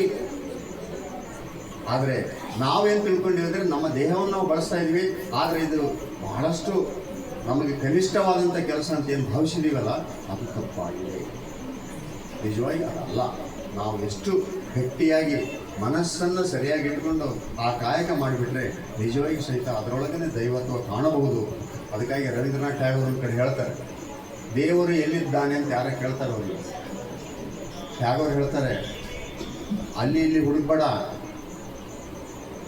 ಹೊಲಕ್ಕೆ ಹೋಗುವ, ಅಲ್ಲಿ ರಂಟೆ ಕುಂಟಿ ಹೊಡಿತಾ ಇದ್ದಾನಲ್ಲ ಆ ರೈತನ ಹೋಗಿ ಅಲ್ಲಿ ಸಿಗ್ತಾನೆ. ಮತ್ತೆಲ್ಲಿ ಬುದ್ಧಿ ಅಂತ ಕೇಳ್ತಾರೆ ಅವರು. ವೆಸ್ಟ್ ಬೆಂಗಾಲಲ್ಲಿ ನಡೆದು ಅದು ಸಿಗಲಿಲ್ಲ ನಿನಗೆ, ಹಂಗಾದ್ರೆ ಏನು, ಆ ರೋಡ್ ಹಾಕಕೈತಾನೆ ಡಾಂಬರು, ಅಲ್ಲಿ ಕಲ್ಲು ಹೊಡ್ಯಾಕೈತೆ ನೋಡು, ಅವನ ಹತ್ರ ಹೋಗೋದು. ಇದು ಅವರ ದೀಕ್ಷೆ, ಇದ್ರಾಗ ಬರೋದಿದು. ಅಂದರೆ ದಾರ್ಶನಿಕರು ತಿಳಿದವರು ಹೆಂಗೆ ನೋಡಿದ್ರು ಅದನ್ನ ಆ ಕಾಯಕವನ್ನು ಅಂತಂದರೆ, ಆ ರೀತಿ ದೇಹ ಬಳಸದೆ ನಾವು ಏನಾದರೂ ಮಾಡಿದ್ವು ಅಂದರೆ ಅದು ಸಾಧ್ಯವಿಲ್ಲದ ಮಾತು ಅಂತಕ್ಕಂಥ ಮಾತನ್ನು ವಚನದಲ್ಲಿ ಹೇಳ್ತಾರೆ. ಅದು ಇದು ಹೆಂಗೆ ಅಂದ್ರೆ ಹಂಗೆ ಏನಾಗುತ್ತಂದರೆ ಪಿಸಿತದ ತಿತ್ತಿ ಅಂತಾರೆ ಇದಕ್ಕೆ. ಹಂಗೆ ಬಳಸಲ್ಲ ಅಂದರೆ ಇದು ಹೆಂಗಂದರೆ ಮಾಂಸವನ್ನು ಒಳಗಿಟ್ಟು ಮಾಡಿದಂಥ ಒಂದು ಚೀಲ. ಎಂಥ ಚೀಲ? ಚರ್ಮದ ಚೀಲ. ಅಲ್ಲೇನು ಗಡಿಸಂಗಿಲ್ಲ. ಅದಕ್ಕೆ ಹೇಳ್ತಾರೆ, ಚಂದ್ರಸ್ವಾಮಿ ಹೇಳ್ತಾರೆ ಈ ಮಾತನ್ನು.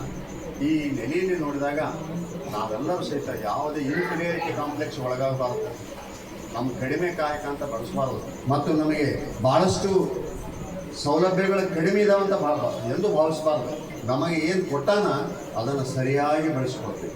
ಗೊತ್ತಿರಬೇಕು, ಸಂಪತ್ತು ಕಳಿಸಿದ್ರು ಸರಿಯಾಗಿ ಬಳಸ್ಕೊಳ್ಳೋಕೆ ಬರ್ತದೆ, ಅದರ ಕೊರತೆ ಇದ್ದರೂ ಸರಿಯಾಗಿ ಬಳಸ್ಕೊಳ್ಳೋಕೆ ಬರ್ತದೆ. ಆತನಿಗೆ ಎಲ್ಲವೂ ಗೊತ್ತಿದೆ, ನೆನಪಿಟ್ಕೋಬೇಕು. ಆತನಿಗೆಲ್ಲವೂ ಗೊತ್ತಿದೆ, ಯಾರಿಗೆ ಏನು ಎಷ್ಟು ಕೊಡಬೇಕು ಅಂತಕ್ಕಂಥದ್ದೆಲ್ಲವೂ ಗೊತ್ತಿದೆ.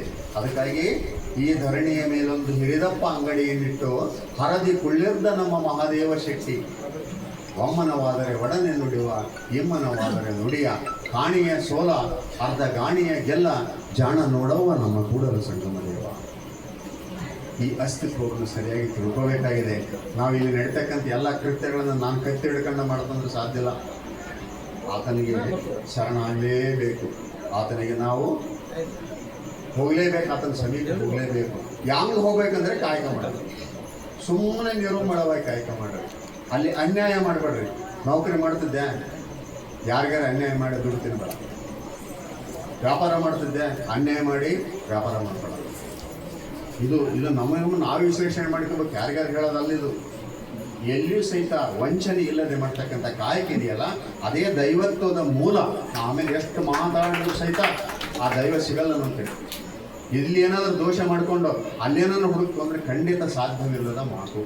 ಮತ್ತು ನೆನಪಿಡಬೇಕು, ಇನ್ನೊಂದು ವಚನಗಳನ್ನು ಮಾತಾಡೋರು ನಾವು. ನಮ್ಮ ತಲೆಗೆ ಏನೈತೆ ಅಂದರೆ ಇಷ್ಟೆಲ್ಲ ವಚನಗಳು ಮಾತಾಡಿದ ಮೇಲೆ ಒಂದು ಕ್ವಶನ್ ಮಾರ್ಕ್ ಇಟ್ಕೊಂತೀವಿ ನಾವು. ನಾನು ಇಲ್ಲಿ ನೋಡಿದ್ದೀನಿ ಏನಂದರೆ, ಇದರಾಗ ಬದುಕಕ್ಕೆ ಬರುತ್ತೇನೋ, ದೊಡ್ಡ ಕ್ವಶನ್ ಮಾರ್ಕ್. ಶರಣರು ಸರಿಯಪ್ಪ ಹೇಳ್ಯಾರ, ಶರಣರು ಹೇಳಿದಂಗೆ ಬದುಕಕ್ಕೆ ಬರುತ್ತೇನೋ. ಆದ್ಯಂತಿಕ ಸ್ಥಿತಿ ಮಾತಾಡಬಾರ್ದು. ಇಷ್ಟು ಮಾಡಕ್ಕೆ ಬರುತ್ತಲ್ಲ, ಯಾರಿಗೂ ಮೋಸ ಮಾಡೋದಂತೆ ಬದುಕಕ್ಕೆ ಬರುತ್ತೆ ಇಲ್ಲ. ಮತ್ತು ಶರಣರು ಹೇಳ್ದಂಗೆ ಬದುಕಕ್ಕಾಗಲ್ಲ ಅಂತಂದ್ರೆ ಹಿಂಗೆ. ಮತ್ತು ಅವ್ರು ವಚನ ಓದೋದಾರೆ ಯಾಕೆ? ಮತ್ತು ಮಹಾಮನೆಗಳು ಮಾಡೋದಾದ್ರೆ ಅದಕ್ಕೆ, ಬಸವಣ್ಣ ಹೆಸರು ಹೇಳೋದಾದ್ರೆ ಅದಕ್ಕೆ, ಆತನ ವಚನಗಳಂದ್ರಾಗ ಆತ ಎಲ್ಲರಿಂದ ಹೇಳಿದ, ಪ್ರಾರಂಭದಿಂದ ಹಿಡಿದು ಆದ್ಯಂತಿಕವಾಗಿ ದೇವನಾಗುವ ಸ್ಥಿತಿಯವರೆಗೆ ಹೇಳ್ಯಾನ. ಬರೇ ಒಂದಲ್ಲ, ಆ ಸೃಷ್ಟಿಕರ್ತನ ನೆಲೆ ಮುಟ್ಟಲಿದ್ದಾನೆ ಹೇಳ್ಯಾನ. ಸಾವುಗಳನ್ನು ಮೀರುವ ಸ್ಥಿತಿಯನ್ನು ಹೇಳ್ಯಾನ. ಶರಣರು ಹೇಳ್ತಾರೆ ಕೊನೆಗೆ, ಸಾವೆಂಬುದು ಸಯವಲ್ಲ, ಅಲ್ಲಿ ತನಕ ಐತೆ, ಅಲ್ಲಿ ಹೋಗ್ರಿ ಅಂತ ಹೇಳಲ್ಲ. ನಾವು ಇದು ಮಾಡಕ್ಕೆ ಬರುತ್ತಲ್ಲ, ಇದು ಮಾಡಕ್ಕೆ ಬರುತ್ತೆ. ಕೀರ್ತಿ, ವಾರ್ತೆ, ಪ್ರತಿಷ್ಠೆ, ಸಂಪತ್ತು ಅನ್ನೋದಕ್ಕಾದ್ರೆ ಬೆನ್ನಕ್ಕೆ ಹೋಗ್ಲಾರ್ದಂಗೆ ಇರಕ್ಕೆ ಬರುತ್ತಲ್ಲ. ಅದು ಏನು ಬರ್ತಾ ಬರಲಿ, ಸಮರ್ಪಣೆ ಮಾಡು. ಯಾವ ನೀನು ಒಯ್ಯಕ್ಕೆ ಸಾಧ್ಯನೇ ಇಲ್ಲ ಇಲ್ಲಿ, ಯಾವುದನ್ನು ನೀನು ಏನು ಮಾಡೋಕ್ಕೆ ಸಾಧ್ಯನೇ ಇಲ್ಲ ಇಲ್ಲಿ. ಆದರೆ ವಚನಗಳನ್ನು, ಶರಣರನ್ನು ನಂಬದೆ ವಚನಗಳನ್ನು ನಾವೇನಾದರೂ ಹೇಳಿದ್ರೆ ಅದು ನಾವೀಗೇನು ವೈದಿಕರು ಉಳಿದವರು ಅಂತ ಏನು ಹೇಳ್ತಾರೆ, ಅವ್ರಿಗಿಂತ ಕಡೆ ಆಗ್ತೀವಿ ನಾವು. ಅದಕ್ಕೆ ನಂಬಬೇಕಾಗಿದೆ. ನಂಬಿ ನುಡಿಯಬೇಕಾಗಿದೆ, ಆ ನುಡಿಯಂತೆ ನಡೆಯಬೇಕಾಗಿದೆ ಅಷ್ಟೇ. ಅದ್ರಾಗ ಬದುಕಂಗೆ ಹೆಂಗಾಗ್ತಂತ ಕ್ವಶನ್ ಮಾರ್ಕ್ ಇಟ್ಕೊಂಡು ಪ್ರಾಮಾಣಿಕವಾಗಿ ಏನು ಬದುಕಂಗೆ ಆಗ್ತಪ್ಪ ಅಂತಂದ್ರೆ, ಮತ್ತೆ ಅಪ್ರಾಮಾಣಿಕವಾಗಿ ಬದುಕಿ ನೀನು ಮಾಡೋದಾರ ಏನಿದೆ, ನೀನು ಯಾಕೆ ವಚನ ಮಾತಾಡ್ತಿದ್ದೆ? ಸುಮ್ಮನೆ ಇದ್ದಕ್ಕಿಂತ ಜಾಸ್ತಿ ಪಾಪ ತಡ್ತಿದ್ದವು. ಸುಮ್ಮನೆ ಇದ್ದವನು ಚಲೋದೇನೋ ಮನೆ ವಚನ ಮಾತಾಡೋದವನು ಚಲೋದನೋ. ನನಗೆ ಭಾಳ ಆಶ್ಚರ್ಯ ಅನಿಸ್ತತಿ. ತನ್ನ ಕಾಯಕದಲ್ಲಿ ಶುದ್ಧಿಯನ್ನು ಕಾಣದೇ ಇರ್ತಕ್ಕಂಥ ಸ್ಥಿತಿಯಲ್ಲಿ ವಚನಗಳನ್ನು ಮಾತಾಡೋದು ಏನು ಅವಶ್ಯಕತೆ ಇಲ್ಲ. ಆ ಕಾರಣಕ್ಕೆ ಇದೇನೈತಲ್ಲ, ಕಾಯಕವೇ ಕೈಲಾಸವಾಗಿಸಿದ ಧರ್ಮ ಯಾವುದಾದ್ದರಿಂದ ಅದು ಲಿಂಗಾಯತ ಧರ್ಮ. ಲಿಂಗಾಯತ ಧರ್ಮ ಅಂದರೆ ಇದು ಎಲ್ಲರನ್ನ ಒಳಗೊಂಡ ಧರ್ಮ. ಇದನ್ನ ಮೆಚ್ಚಿ ಅಫ್ಘಾನಿಸ್ತಾನದಿಂದ ಸೂಫಿ ಸಂತರು ಬಂದರು. ಬಡವಶಂಕರದೇವ್ ಬರ್ತಾನಿಲ್ರಿ, ಬಂದನಿಲ್ಲ. ಯಾಕೆ ಬಂದ? ಆತನಿಗೆ ಧರ್ಮ ಗೊತ್ತಿದ್ದಿಲ್ಲ, ಆತನಿಗೆ ಧರ್ಮ ಇದ್ದಿಲ್ಲ. ಇತ್ತು, ಸೂಫಿ ಸಂತರವರು ಗೊತ್ತಿತ್ತು, ಅವರಿಗೆ ಅವರ ಧರ್ಮದ ಮಿತಿ ಗೊತ್ತಿತ್ತು. ಇದಕ್ಕೊಂದು ಆದ್ಯಂತಿಕ ಸ್ಥಿತಿಯನ್ನು ಕೊಟ್ಬಿಟ್ರು ಬಸವಣ್ಣವರು. ವೈಷ್ಣವ ಪಂಥದ ಗುಪ್ತ ಮಂಚಣ್ಣ ಬಂದ, ಮಧುವರಸರು ಬಂದರು, ಕೊಂಡಿ ಮಂಚಣ್ಣನ ಹೆಂಡತಿ ಲಕ್ಷ್ಮಮ್ಮ ಬಂದರು ಅನುಭವ ಮಂಟಪಕ್ಕೆ. ಯಾಕೆ ಬಂದರು? ನಾಥ ಪಂಥದ ಸಿದ್ದರಾಮ ಬಂದ, ಅಲ್ಲಮ ಪ್ರಭ ಬಂದ. ಅದು ಬೇಡ, ವೀರಶೈವರು ನಾವೇ ನಿಮ್ಗೆ ಹೇಳಿವಿ ಎಲ್ಲ ಲಿಂಗ ಕೊಟ್ಟಿವಿ ಅಂತಾರಲ್ಲ, ವೀರಶೈವ ಮತದ ಶ್ರೀಶೈಲ ಪಂಡಿತಾರಾಧ್ಯರು ಬಸವಣ್ಣನ ಆರಾಧಕರು ಅನ್ನೋದು ನೆನಪಿಡಬೇಕು ನಾವು. 9 ವಚನಗಳು ಸಿಗ್ತವೆ ನಮಗೂ. 9. 2 ವಚನಗಳಲ್ಲಿ ಸೀಮೆ ಸಾಹಿತ್ಯವ ಮೀರಿದ ಗುರು ಬಸವಣ್ಣ ಅಂತ ಹೊರಡ್ತಾರೆ. ಮತ್ತೆ ಯಾಕೆ ಬಂದ್ರು ಇಷ್ಟು ಮಂದಿ? ಯಾಕೆ ಬಂದರು? ಗೊತ್ತಿತ್ತು ರೀ. ಸೃಷ್ಟಿಯ ನಿಜ ತತ್ವವನ್ನು ತಿಳಿಸಿದವರು 12ನೇ ಶತಮಾನ. ಅದಕ್ಕಾಗಿ ಎಲ್ಲರೂ ಓಡಿ ಬಂದರು, ತಮ್ಮೆಲ್ಲ ಧರ್ಮಗಳನ್ನ ಮರ್ತರವರು. ಅದರ ಜೊತೆಗೆ ಇದನ್ನ ಏನು ಮಾಡಿದ್ರು? ಟಚ್ ಮಾಡಿಕೊಂಡ್ರು ಅಷ್ಟೇ. ಮುಂದುವರೆದ ಭಾಗ ಇದು. ಆ ಧರ್ಮದ ಸೃಷ್ಟಿಯ ಮುಂದುವರೆದ ಭಾಗವನ್ನು ಸ್ವೀಕಾರ ಮಾಡಿದರು. ಸಾವಿಲ್ಲದಂತೆ ಅಮರಗಣಗಳಾಗಿ ಹೋದರು. ಇಷ್ಟಲ್ಲದೆ ಆತನನ್ನು ನಂಬಿದಂಥ ಕಾಯಕ ಜೀವಿಗಳಿದ್ದಿರಲ್ಲ, ಮಾದಾರ ಚೆನ್ನಯ್ಯ, ಡೋಹಾರ ಕಕ್ಕಯ್ಯ, ಎಲ್ಲ ವರ್ಗದ ಜನ, ಕುರುಬ ಗೊಲ್ಲಾಳೇಶ, ನಾಯಕ ನನ್ನಯ್ಯ, ಇಷ್ಟು ಮಂದಿ ಬಂದಲ್ಲಿ ಯಾಕೆ ಬಂದರು? ತಮ್ಮ ಬದುಕಿನ ಪೂರ್ಣತೆಯನ್ನು ಕಾಣೋದಕ್ಕೆ. ಮತ್ತು ಇಂಥ ಒಂದು ದೊಡ್ಡ ಸಿದ್ಧಾಂತವನ್ನು ಹೊಂದಿದಂಥ ಧರ್ಮ ಲಿಂಗಾಯತ ಧರ್ಮ. ಇವತ್ತು ಲಿಂಗಾಯತರೇನಾಗಿ ಕರ್ನಾಟಕದಾಗ? ನೀವು ಬರ್ಬೇಡಪ್ಪ, ನೀನು ಬಂದ್ರೆ ಅಪವಿತ್ರ ಆಗ್ತದೆ. ಏನು ಹೇಳಿದ್ರು? ಅಪವಿತ್ರತೆ ಎಲ್ಲಿದೆ ಅಂತ ಹೇಳಿದ್ರು ಅವರು. ಎಂತೆಂಥರಿಗೆ ಲಿಂಗ ನಿರಾಕರಿಸ್ಯಾರ ಸ್ವಾಮಿಯವರು. ಶಿಶುನಾಳ ಶರೀಫರು ಲಿಂಗ ಕೇಳಕ್ಕೆ ಹೋದ್ರೆ ಗುಡಿಗೇರಿ ಸಂಗಮೇಶ್ವರ ಸ್ವಾಮಿಗಳು ವಾಪಸ್ ಕಳಿಸ್ತಾರೆ, ಇನ್ನು ಕೊಡಲ್ಲ ಅಂತೇಳಿ. ಗೊತ್ತಾಗಿದೆ? ಹರಳೇಕರ್ ಮಂಜಪ್ಪದವ್ರಿಗೆ ಲಿಂಗ ಧಾರಣೆ ಮಾಡಿ ರಾತ್ರಿನೇ ಅಥಣಿಯಪ್ಪಗಳು ರಾತ್ರಿ ದಾವಣಗೆರೆಗೆ ವಾಪಸ್ ಕಳಿಸ್ತಾರೆ. ಸಮಾಜ ಭಾಳ ಕೆಟ್ಟೈತಪ್ಪ ಅಂತ ಹೋಗ್ಬಿಡ್ರಿ ನೀವು. ಕಡ್ಕೋಳ ಮಡಿವಾಳಪ್ಪನವರಿಗೆ ಲಿಂಗ ಧಾರಣೆ ಮಾಡಿದಂಥ ಶರಣ ಬಸವೇಶ್ವರನ ಮನೆಗೆ ಹೋಗಿ ಬಿಡಿದ್ದಾರೆ ರಾತ್ರಿ. ಗೊತ್ತಾ ನಿಮಗೆ? ಕಥೆಯಲ್ಲಿ ಪುರಾಣ ಕೇಳಿರಷ್ಟೇ, ಪುರಾಣದಾಗ ಇನ್ನು ಯಾರು ಹೇಳೋದಿಲ್ಲ. ಮನೆಗೆ ಹೋಗಿ ಬಡಿತಾರೆ. ಸ್ವಾಮಿ ಹೆಂಗ್ ಕಟ್ಟಿ ನೀನು ಅತ್ತಗ ಲಿಂಗ? ಶಾವು ಮಹಾರಾಜ ಲಿಂಗ ಕೇಳಿದ್ರೆ ಕೊಡಲಿ ಅವರು. ಚಿತ್ರದುರ್ಗದ ಹಿಂದಿನ ಸ್ವಾಮಿಗಳು. ಇವೆಲ್ಲ ಅನಾಹುತ ಯಾಕಾದ್ರೆ ಲಿಂಗಾಯತರು ಲಿಂಗ ತತ್ವವನ್ನು ಸರಿಯಾಗಿ ತಿಳಿದುಕೊಳ್ಳದೆ ಇರುವ ಕಾರಣ. ಇವತ್ತು ಅದೇ ಆಗ್ತಾ ಇದೆ. ಇವತ್ತು ಅದೇ ಯಾವ ರೀತಿ ಮುಗಿಸ್ತಾ ಇದೀವಿ ಅಂತಂದ್ರೆ, ನಮ್ಮ ಧರ್ಮವನ್ನು ಅವರು ಉದ್ಧರಿಸಿದ್ರು, ಹೊಸ ಧರ್ಮವನ್ನು ಏನು ಕೊಡಲಿಲ್ಲ ಅಂತೇಳಿ ಮೊನ್ನೆ ಆಯ್ತು ನಿರ್ಧಾರ. ಹೆಂಗಾಯ್ತು? ನಾವು ನಮ್ಮ ಧರ್ಮವೇ ಮೂಲ, ಇದನ್ನು ಬಸವಣ್ಣ ಉದ್ಧರಿಸಿದ್ರೆ ಹೊರತು ಹೊಸ ಧರ್ಮವನ್ನು ಏನು ಕೊಡಲಿಲ್ಲ. ಇದರ ತಳ ಕೂಡನೇ ಗೊತ್ತಿಲ್ಲ ಅವರಿಗೆ. ನೂರಾರು ವರ್ಷ ಹಿಂಗೆ ಮಾಡ್ಕೊಂತ ಒಂದು ಈ ಧರ್ಮದ ಸಂಕುಚಿತಿಯಲ್ಲಿ ಜಾಸ್ತಿ ಮಾಡಿದರೆ ಹೊರತು ಅದನ್ನು ವಿಸ್ತಾರ ಮಾಡೋಕ್ಕೆ ಪ್ರಯತ್ನ ಮಾಡಲಿಲ್ಲ. ಇವತ್ತು ನೆಲೆ ನಿಂತದ್ದು ಯಾರಂದರೆ ಭಕ್ತರಿಂದ. ಬಸವ ಭಕ್ತರು ಜಾಗೃತ ಆಗಬೇಕಾಗಿಯೇ ಅವರೆಲ್ಲರೂ ಸಹಿತ ಬರಬೇಕಾಗಿದ್ದೀವಿ. ನಾವು ನಮ್ಮ ಮನೆಗಳನ್ನ ಮಠಗಳನ್ನಾಗಿ ಮಾಡ್ಕೊಳ್ಬೇಕಾಗಿದೆ ಹೊರತು ಮಠಗಳೇನ ಮಾಡ್ತಾವ ಅಂತೇಳಿ ಅವರಿಂದ ಹೋಗೋ ಅವಶ್ಯಕತೆ ಇಲ್ಲ. ಅವ್ರು ನೋಡೇ ಬರ್ಬೇಕು ಇಲ್ಲಿಗೆ ಅಷ್ಟೇ. ನೆನ್ಪಿಟ್ಕೋಬೇಕು ನಾವು. ಇವತ್ತು ಭಕ್ತರು ಎಚ್ಚರಾಗಿರೋಂಥ ಸ್ವಾಮಿಗಳೆಲ್ಲ ಬರಕತ್ತಾರೆ ಇವತ್ತು. ಈ ಕಾರಣಕ್ಕೆ ಯಾಕಂದರೆ ಇವತ್ತು ಧರ್ಮ ಕುಂಠಿತಾಗಿದೆ. ಇಷ್ಟು ಅಭೂತಪೂರ್ವ ಧರ್ಮ ಇದು. ಎಂಥದ್ದು ಮಾಡುವ ಕಾಯಕದಲ್ಲಿ ದೇವರನ್ನು ತೋರಿಸಿದ ಧರ್ಮ ಇದು. ಆ ಕಾರಣಕ್ಕೆ ಕೈಲಾಸ ಅಂತಕ್ಕಂಥದ್ದು ಬೇರೆ ಇಲ್ಲ. ಅಲ್ಲಿರ್ತಕ್ಕಂಥ ಚಂದ್ರಶೇಖರನೊಬ್ಬ ಹೆಡ್ಡ ಅಂತರು.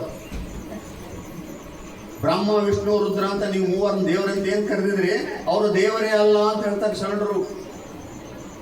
ದೇವರಲ್ಲ ಅವರು. ಅವರು ಸಹಿತ ಸಾವಿಗೆ ಒಳಗಾದವರು, ಮಾಯೆಗೆ ಒಳಗಾದವರು. ಈ ನೆಲೆಯನ್ನ ನಂಬೋದಕ್ಕೆ ನಮ್ಮ ಮನುಕುಲಕ್ಕೆ ಸಾಧ್ಯ ಆಗ್ತಾ ಇಲ್ಲ. ಗಟ್ಟಿಯಾಗಿ ಹೇಳಿದ್ರು. ಲಿಂಗ ಪೂಜೆ ಮಾಡ್ತಕ್ಕಂಥವ್ರು ಅವರೆಲ್ಲರಿಗಿಂತ ಇವರು ಮೂವರು ಸಣ್ಣವರಂತೆ, ಬ್ರಹ್ಮ ವಿಷ್ಣು ರುದ್ರ. ಲಿಂಗಾರ್ಚನೆ ಮಾಡುವ ಒಬ್ಬ ಭಕ್ತನಿಗಿಂತ ಇವರೆಲ್ಲರೂ ಸಣ್ಣವರು. ಮತ್ತೇನ್ ಬೇಕು ನಿಮ್ಗೆ? ಮತ್ತು ಇಷ್ಟು ದೊಡ್ಡ ಬ್ರಹ್ಮ ವಿಷ್ಣು ರುದ್ರರಿಗಿಂತ ದೊಡ್ಡದಾದಂಥ ಪದವಿದು ಭಕ್ತ ಅಂತಕ್ಕಂಥ ಪದವಿ. ಬಟ್ ಈ ಧರ್ಮ ತಗೊಂಡು ಅದರ ವಾರಸುದಾರರಾದ ನಾವು ಹೆಂಗೆ ಬದುಕು ಅಂದ್ರೆ ಹೆಂಗೆ ಸಾಧ್ಯ ಆಗುತ್ತೆ? ಮತ್ತು ಹೆಣ್ಮಕ್ಳು ವಿಶೇಷವಾಗಿ ನಿಮ್ಮನ್ನ ಇಡೀ ಮನುಕುಲದಲ್ಲಿ ಅತಿ ಉತ್ಕೃಷ್ಟವಾದ ಬದುಕನ್ನ ಕೊಟ್ಟರೆ ಯಾರಂದ್ರೆ ಅದು ಬಸವಣ್ಣನವ್ರು ನೆನಪಿಟ್ಕೋಬೇಕು. ನಾನಿವತ್ತು ಭಾಳ ಮಂದಿ ಟೀಕೆ ಮಾಡ್ತಾರೆ, ಬ್ರಾಹ್ಮಣರ ಮೇಲೆ ಹೇಳೋರು ಏನಂತ, ನಿಮ್ಮ ಮನೆಯಾಗ ನಿಮ್ಗೆ ಏನಾಗಿದೆ ನೋಡ್ಕೊಳ್ರಿ ಅಂತ ಹೇಳಿದೆ. ನಮ್ಮ ಆಫೀಸ್ನಾಗ ಒಬ್ಬ ಹೆಣ್ಮಗಳಿದ್ವಿ, ಇದು ಏನೇನು ಹೇಳಿದ ಕೂಡಲೇ ಆಮೇಲೆ ಸಿಟ್ಟಾದ. ನಾನು ಕೇಳಿದೆ ಒಂದ್ಸಲ, ಅಲ್ಲಮ್ಮ ಸರಿ, ನಿಮ್ಮ ಧರ್ಮದ ಬಗ್ಗೆ ಅಭಿಮಾನ ಇದೆ, ಓಕೆ, ನಿಮ್ಮ ಮನೆಯವರಿಗೆ ಕೊಳ್ಳಲ್ಲಿ ಉಪನಯನ ಮಾಡಿ ಕೊಟ್ಟಿದ್ದಾರೆ, ನಿನ್ನ ಕೊಳ್ಳ ಗೆಲ್ಲೈತೆ ಅಂತ ಕೇಳಿದೆ. ನಿನ್ನ ಕೊಳ್ಳ ಗೆಲ್ಲೈತಿ, ಮತ್ತು ನೀನು ಯಾಕೆ ಇಟ್ಕೊಂಡಿಲ್ಲ? ಇಲ್ರಿ ನಮ್ಮ ಮದುವೆಗೆ ಅವ್ರಿಗೆ ಹಾಕಿಬಿಟ್ಟಾರ. ಅಂದ್ರೆ ಏನರ್ಥ? ನೀನು ಶೂದ್ರಳು, ನಿನ್ನ ಮನೆಗೆ ನಿನಗೆ ಶೋಷಣೆ ಐತಿ. ಯಾಕಂದ್ರೆ ನೀನು ಇದಾಗ್ತೀಯ, ನೀನು ಅಪವಿತ್ರ ಆಗ್ತೀಯ ತಿಂಗಳಿಗೊಮ್ಮೆ ಅಂತಕ್ಕಂಥದ್ದು ನೀನು ಲೇಬಲ್ ಕೊಟ್ಟಾರ. ಅದಕ್ಕೆ ಬಸವಣ್ಣವ್ರು ಎಷ್ಟು ಚಂದ ಹೇಳಿದ್ರು. ಅದಕ್ಕೆ ಯಾವ ಹೊರಗಿನ ಸೃಷ್ಟಿ ಯಾವುದು ಸಂಬಂಧ ಇಲ್ಲ, ಒಳಗಿರ್ತಕ್ಕಂಥ ಆ ನಿಸರ್ಗದ ನಿಯಮ ಇದೆಯಲ್ಲ, ಒಳಗೆ ಸುಳಿಯುವ ಆತ್ಮ ಹೆಣ್ಣು ಅಲ್ಲ ಗಂಡು ಅಲ್ಲ ಅಂತಕ್ಕಂಥ ಒಂದು ನೆಲೆಯನ್ನು ಕಲ್ಪಿಸಿ ಈ ಉದಾತ್ತವಾದ ಧರ್ಮವನ್ನು ಮನುಕುಲಕ್ಕೆ ಕೊಟ್ಟರು. ಅದಕ್ಕಾಗಿ ಎಲ್ಲರೂ ವಿಚಾರ ಮಾಡೋರು. ಇವತ್ತು ಆಗಿನ ಕಾಲಕ್ಕೆ ಇಡೀ ದಲಿತ ಸಮುದಾಯ ನಂಬಿದ್ರೆ, ಬಸವಣ್ಣನ ನಂಬಿದ್ರೆ ಇವತ್ತು ದಲಿತರಂತಕ್ಕಂಥದ್ದು ಉಳಿತಿದ್ದಿಲ್ಲ. ಆದ್ರೆ ಆಗಲಿಲ್ಲ. ನಮ್ಮ ಅಷ್ಟೊತ್ತಿಗೆ ಕ್ರಾಂತಿ ಆಗಿಬಿಡ್ತು, ಮದುವೆ ಆಯಿತು, ಕ್ರಾಂತಿ ಆಯಿತು. ಈ ನೆಲೆಯಲ್ಲಿ ಬಸವಣ್ಣನವ್ರು ಏನು ಪ್ರಯತ್ನ ಮಾಡಿದ್ರು ಅಂತ ತಿಳ್ಬೇಕಂದ್ರೆ ನೀನೇನು ಚರ್ಚೆ ಆಯ್ತಾರದು. ಯಾವಾಗ ಅಸಮಾನತೆ ಬೀಜ ಎಲ್ಲೈತೆ ಅಂತ ಹುಡುಕಿದವರು ಬಸವಣ್ಣವರು. ಕತ್ತಿ ಹಿಡ್ಕೊಂಡು ಮಾಡಕ್ ಬರಲ್ರ ಕೆಲಸನ. ಕತ್ತಿ ಹಿಡ್ಕೊಂಡು ಸಮಾನತೆ ತರಕ್ಕಾಗಲ್ಲ. ನಿನ್ನೊಳಗಿನ ಭಕ್ತಿಯನ್ನು ಹಿಡ್ಕೊಂಡು ಸಮಾನತೆ ತರಬೇಕಂತಕ್ಕಂಥ ತತ್ವ ಬಸವಣ್ಣವರು. ಅದನ್ನ ಅದನ್ನು ಮಾಡಿದರವರು. ಆ ನೆಲೆಯಲ್ಲಿ ನೋಡಿದಾಗ ಅವರು ಮಾಡಿದಂಥ ಕೆಲಸ ಇದೆಯಲ್ಲ, ಒಳಗಡೆ ಶುದ್ಧೀಕರಿಸ್ತಕ್ಕಂಥ ಅಂತರಂಗ ಶುದ್ಧೀಕರಣದ ಕೆಲಸ ಇದೆಯಲ್ಲ, ಅದು ಬಹಳ ಶ್ರೇಷ್ಠವಾದಂಥ ಕೆಲಸ. ಆ ನೆಲೆಯಲ್ಲಿ ಇವತ್ತು ನಾವು ಹೆಚ್ಚು ಹೆಚ್ಚು ನಮ್ಮ ಮನೆಯ ಬದುಕಿಗೆ ಅದನ್ನು ಅಳವಡಿಸ್ಕೊಳ್ಳೋಣ. ಖಂಡಿತವಾಗಿಯೂ ಸಹಿತ ನಮ್ಮ ಮಕ್ಕಳು ಕೇಳೋದಿಲ್ಲ, ಸರಿಯಾದ ಕಾಯಕದಲ್ಲಿ ಇರ್ತಾರೆ. ನಿಮಗೆ ಯಾವ ದುರಿತಗಳು ಜೀವನದಲ್ಲಿ ಬರುವುದಿಲ್ಲ, ಅದು ಗ್ಯಾರಂಟಿ, ಅಶ್ಯೂರೆನ್ಸ್. ನಾನು ಮೋಸ ಮಾಡಿಕೊಂಡೆ ಅದರೊಳಗೆ ನಿಂತಂದ್ರೆ ಬರ್ತಾವೆ. ಸೃಷ್ಟಿ ಎಂದು ಸಹಿತ ಅದನ್ನು ಒಪ್ಪೋದಿಲ್ಲ. ಮೋಸ ಮಾಡಬಾರ್ದು, ಇಲ್ಲಿ ಅನ್ಯವನ್ನು ಆಲೋಚನೆ ಮಾಡಬಾರ್ದು. ಇಲ್ಲಿ ಶುದ್ಧವಾಗಿ ಹೋಗ್ತಕ್ಕಂಥದ್ದು. ಮತ್ತು ಆ ರೀತಿ ಹೋಗೋರಿಗೆ ತೊಂದರೆಗಳಿರ್ತಲ್ಲ, ನೆನಪಿಟ್ಕೊಳ್ರಿ. ಸಮಾಜ ಒಪ್ಪೋದಿಲ್ಲ. ಜಲ್ದಿ ನೀನು ಸೀದಾ ಓದ್ನಂದ್ರೆ ಒಪ್ಪೋದಲ್ಲ. ಎಂತೆಂಥವ್ರಿಗೂ ಬಿಟ್ಟಿಲ್ಲ ನೀನು. ಆದರೆ ಅಂಥ ಸಂದರ್ಭ ಬಂದಾಗ ಸಹಿತ ನೀನು ನಿನ್ನನ್ನು ಕಾಪಾಡಿಕೊಳ್ಬೇಕು. ಅದಕ್ಕೆ ಓಶೋ ಒಂದು ಕಡೆ ಹೇಳ್ತಾನೆ, ಅದನ್ನು ಹೇಳಿ ಮುಗಿಸ್ಬಿಡ್ತೀನಿ. ಸಂಸಾರದಲ್ಲಿ ಸೃಷ್ಟಿಯ ಎಲ್ಲವನ್ನ ಪಡೆಯಬೇಕಾಗಿ ನೀನು ಹೋಗ್ತೀಯ, ಇದೆ ಓಡು ಅಂತ. ತುಮ್ ದೌಡ್ರೆ ದೌಡೋ, ಹಿಂದೆ ಹೇಳ್ತಾನೆ, ತುಮ್ ದೌಡ್ರೆ ದೌಡೋ, दौड़े तो संसार में सब कुछ मिलते, तुम ठहरे तो भगवान मिलते. ನಿಂತ್ಕೊಂಡ್ರೆ ದೇವರು ಸಿಗ್ತಾನೆ, ಓಡಿದರೆ ವಸ್ತುಗಳು ಸಿಗ್ತವೆ. ವಸ್ತುಗಳು ಬೇಕಂದ್ರೆ ಓಡು, ನಿನಗೆ ದೇವರು ಬೇಕಂದ್ರೆ ನಿಲ್ಲು. ನಿಲ್ಲೋದಂದ್ರೆ ಏನು? ನನ್ನೊಳಗೆ ನಾನು ನಿಲ್ಲುವುದು, ಮತ್ತೇನಲ್ಲ. ನಿನ್ನೊಳಗೆ ಅಂದರೆ ನನ್ನೊಳಗೆ ನಾನು ನಿಲ್ಲುವುದು, ಅದು ನಿಲ್ಲೋದು. ನನ್ನೊಳಗೆ ನಾನು ನಿಂತು ಕೆಲಸ ಮಾಡಿದ್ರೆ ಅದು ಕಾಯಕ. ಎಷ್ಟು ಚಂದ ಹೇಳ್ಯಾರ ಅವ್ರು ದಾರ್ಶನಿಕರು ಅಂತ ಹೇಳಿದ್ರೆ, ಅವ್ರು ಕೊನೆಗೆ ಹೇಳ್ತಾರೆ, ಎಲ್ಲವನ್ನ ಜಗತ್ತಿನಲ್ಲಿ ಪಡೆದು ಪರಮಾತ್ಮನೇ ನಿನಗಿಲ್ಲ ಅಂದ್ರೆ ಅದೇನು ಮಾಡ್ತದೆ, ನಿನಗೇನು ಉಪಯೋಗ ಅಂತ. ಈ ನೆಲೆಯಲ್ಲಿ ಭಾಳಷ್ಟು ದೊಡ್ಡ ಶ್ರೀಮಂತರು, ಭಾಳಷ್ಟು ಸಾಧನೆ ಮಾಡಿದವರು ಕೊನೆಗೆ ನಿರಾಶರಾಗಿರ್ತಕ್ಕಂಥ ಕಾರಣ ಇದೆ. ಭಾಳಷ್ಟು ಮಣಿಭೌಮಿಕ್ ಅಂತಕ್ಕಂಥ ದೊಡ್ಡ ವಿಜ್ಞಾನಿ ಮತ್ತು ಆಪಲ್ ಕಂಪನಿಯ ಸ್ಟೀವ್ ಜಾಬ್ಸ್, ಬಿಲಿಯನಿಯರ್ಸ್ ಅವರೆಲ್ಲ. ಆದರೆ ಕೊನೆಗೆ ಒಂದು ಮಾತು ಹೇಳ್ತಾರೆ, ನಾವು ನಿರಾಶೆಯಲ್ಲಿ ಪ್ರಾಣ ಬಿಡ್ತೀನಿ ಅಂತ ಹೇಳ್ತಾರೆ ಶ್ರೀನಿವಾಸ. ಯಾಕಂದರೆ ಎಲ್ಲವನ್ನ ಪಡೆದ್ರು ಪರಮಾತ್ಮನನ್ನು ಮರೆತು. ಅದಕ್ಕಾಗಿ ದೌಡ್ನ ಖೇರ್ನ ಎರಡು ಶಬ್ದಗಳೇನು ಬಳಸ್ತಾರಲ್ಲ ಭಾಳ ಚಂದ ಐತಿ. ಓಡ್ತಾ ಇದ್ದೀವಿ ನಾವು, ಎದರಿಂದ ಓಡ್ತಾ ಇದ್ದೀವಿ? ಉಡೋದು ಉಡೋದು ಉಡೋದು ಉಡೋದು. 2 ಎಕರೆ 4 ಎಕರೆ 10 ಎಕರೆ 100 ಎಕರೆ ಏನು ರಮೇಶ್ ಮಾಡ್ತಾರೆ. 2 ಸೈಟು 3 ಸೈಟು 10 ಸೈಟು ಅಲ್ಲ. ಓಡೋದು ನಿಲ್ಲಿಸ್ಬೇಕು ಒಂದ್ಸಲ, ಒಂದು ಹಂತಕ್ಕೆ ಹೋಗಿ ನಿಲ್ಬೇಕು ನಾವು. ನಿಂತು ಈ ಎಲ್ಲವನ್ನು ನೀರು ಕೊಟ್ಟಿದೆಯಲ್ಲಪ್ಪ ನಿನಗಾಗಿ ಬಳಸ್ತೀನಿ. ನಮ್ಮೆಲ್ಲರ ಪರಿಸ್ಥಿತಿ ಓಡುವುದನ್ನು ನಿಲ್ಲಿಸಿ ನಿಲ್ಲುವುದನ್ನು ಕಲಿತರೆ ಪರಮಾತ್ಮ ಸಿಗುತ್ತಾನೆ ಅಂತಕ್ಕಂಥ ಮಾತನ್ನು, ಆ ನಿಲ್ಲಿಸುವ ಪ್ರಕ್ರಿಯೆ ಇಸ್ಲಿಂಗ್. ಈ ನೆಲೆಯಲ್ಲಿ ಮತ್ತೊಮ್ಮೆ ತಾವೆಲ್ಲರೂ ಸಹಿತ ತಮ್ಮ ಮಕ್ಕಳಿಗೆ ಇಸ್ಲಿಂಗ್ ಧಾರಣೆ ಮಾಡಿರಿ, ಮೌಢ್ಯಗಳನ್ನು ಬಿಡ್ರಿ. ಹಾವಿಗೆ ಹಾಲು ಹಾಕ್ಲಿಕ್ಕೂ ಪರವಾಗಿಲ್ಲ, ಹಾವು ಬಂದಾಗ ಬಡಿಬೇಡ್ರಿ. ಇಷ್ಟೇ. ನೀವೇನು ಹಾಲಾಕೋದು ಬೇಕಾಗಿಲ್ಲ, ಕುಡಿಯೋದು ಇಲ್ಲ ಹಾಲು ಹಾಕಿದರೆ. ಅದಾದಮೇಲೆ ಒಬ್ಬ ಗಣಪತಿ ಬರ್ತಾನೆ ಮುಂದೆ ದಿನ ನಿಮಗೆ. ಅದೇನಿಲ್ಲ, ಸುಮ್ಮನೆ ನಮ್ಮ ಮೌಢ್ಯಗಳನ್ನು ಆಚರಣೆ ಮಾಡ್ತಾ ಇದ್ದೀವಿ ನಾವು. ಕಲ್ಪಿತ ದೇವರುಗಳನ್ನು ಆಚರಣೆ ಮಾಡಿ ಮಾಡಿ ಲಿಂಗಾಯತರ ಹಾಳಾಗಿ ಹೋಗಿವಿ. ಈ ನೆಲೆಯಲ್ಲಿ ನಮ್ಮ ಇರುವಿಕೆಯನ್ನು ತಿಳ್ಕೊಂಡು ಈ ಕೆಲಸ ಮಾಡಬೇಕಂತಕ್ಕಂಥ ಒಂದೆರಡು ನುಡಿಗಳನ್ನು ತಮ್ಮನ್ನು ಹಂಚ್ಕೊಂಡು ನಾನು ಮಾತು ಮುಗಿಸ್ತೇನೆ. ಶರಣ ಶರಣ.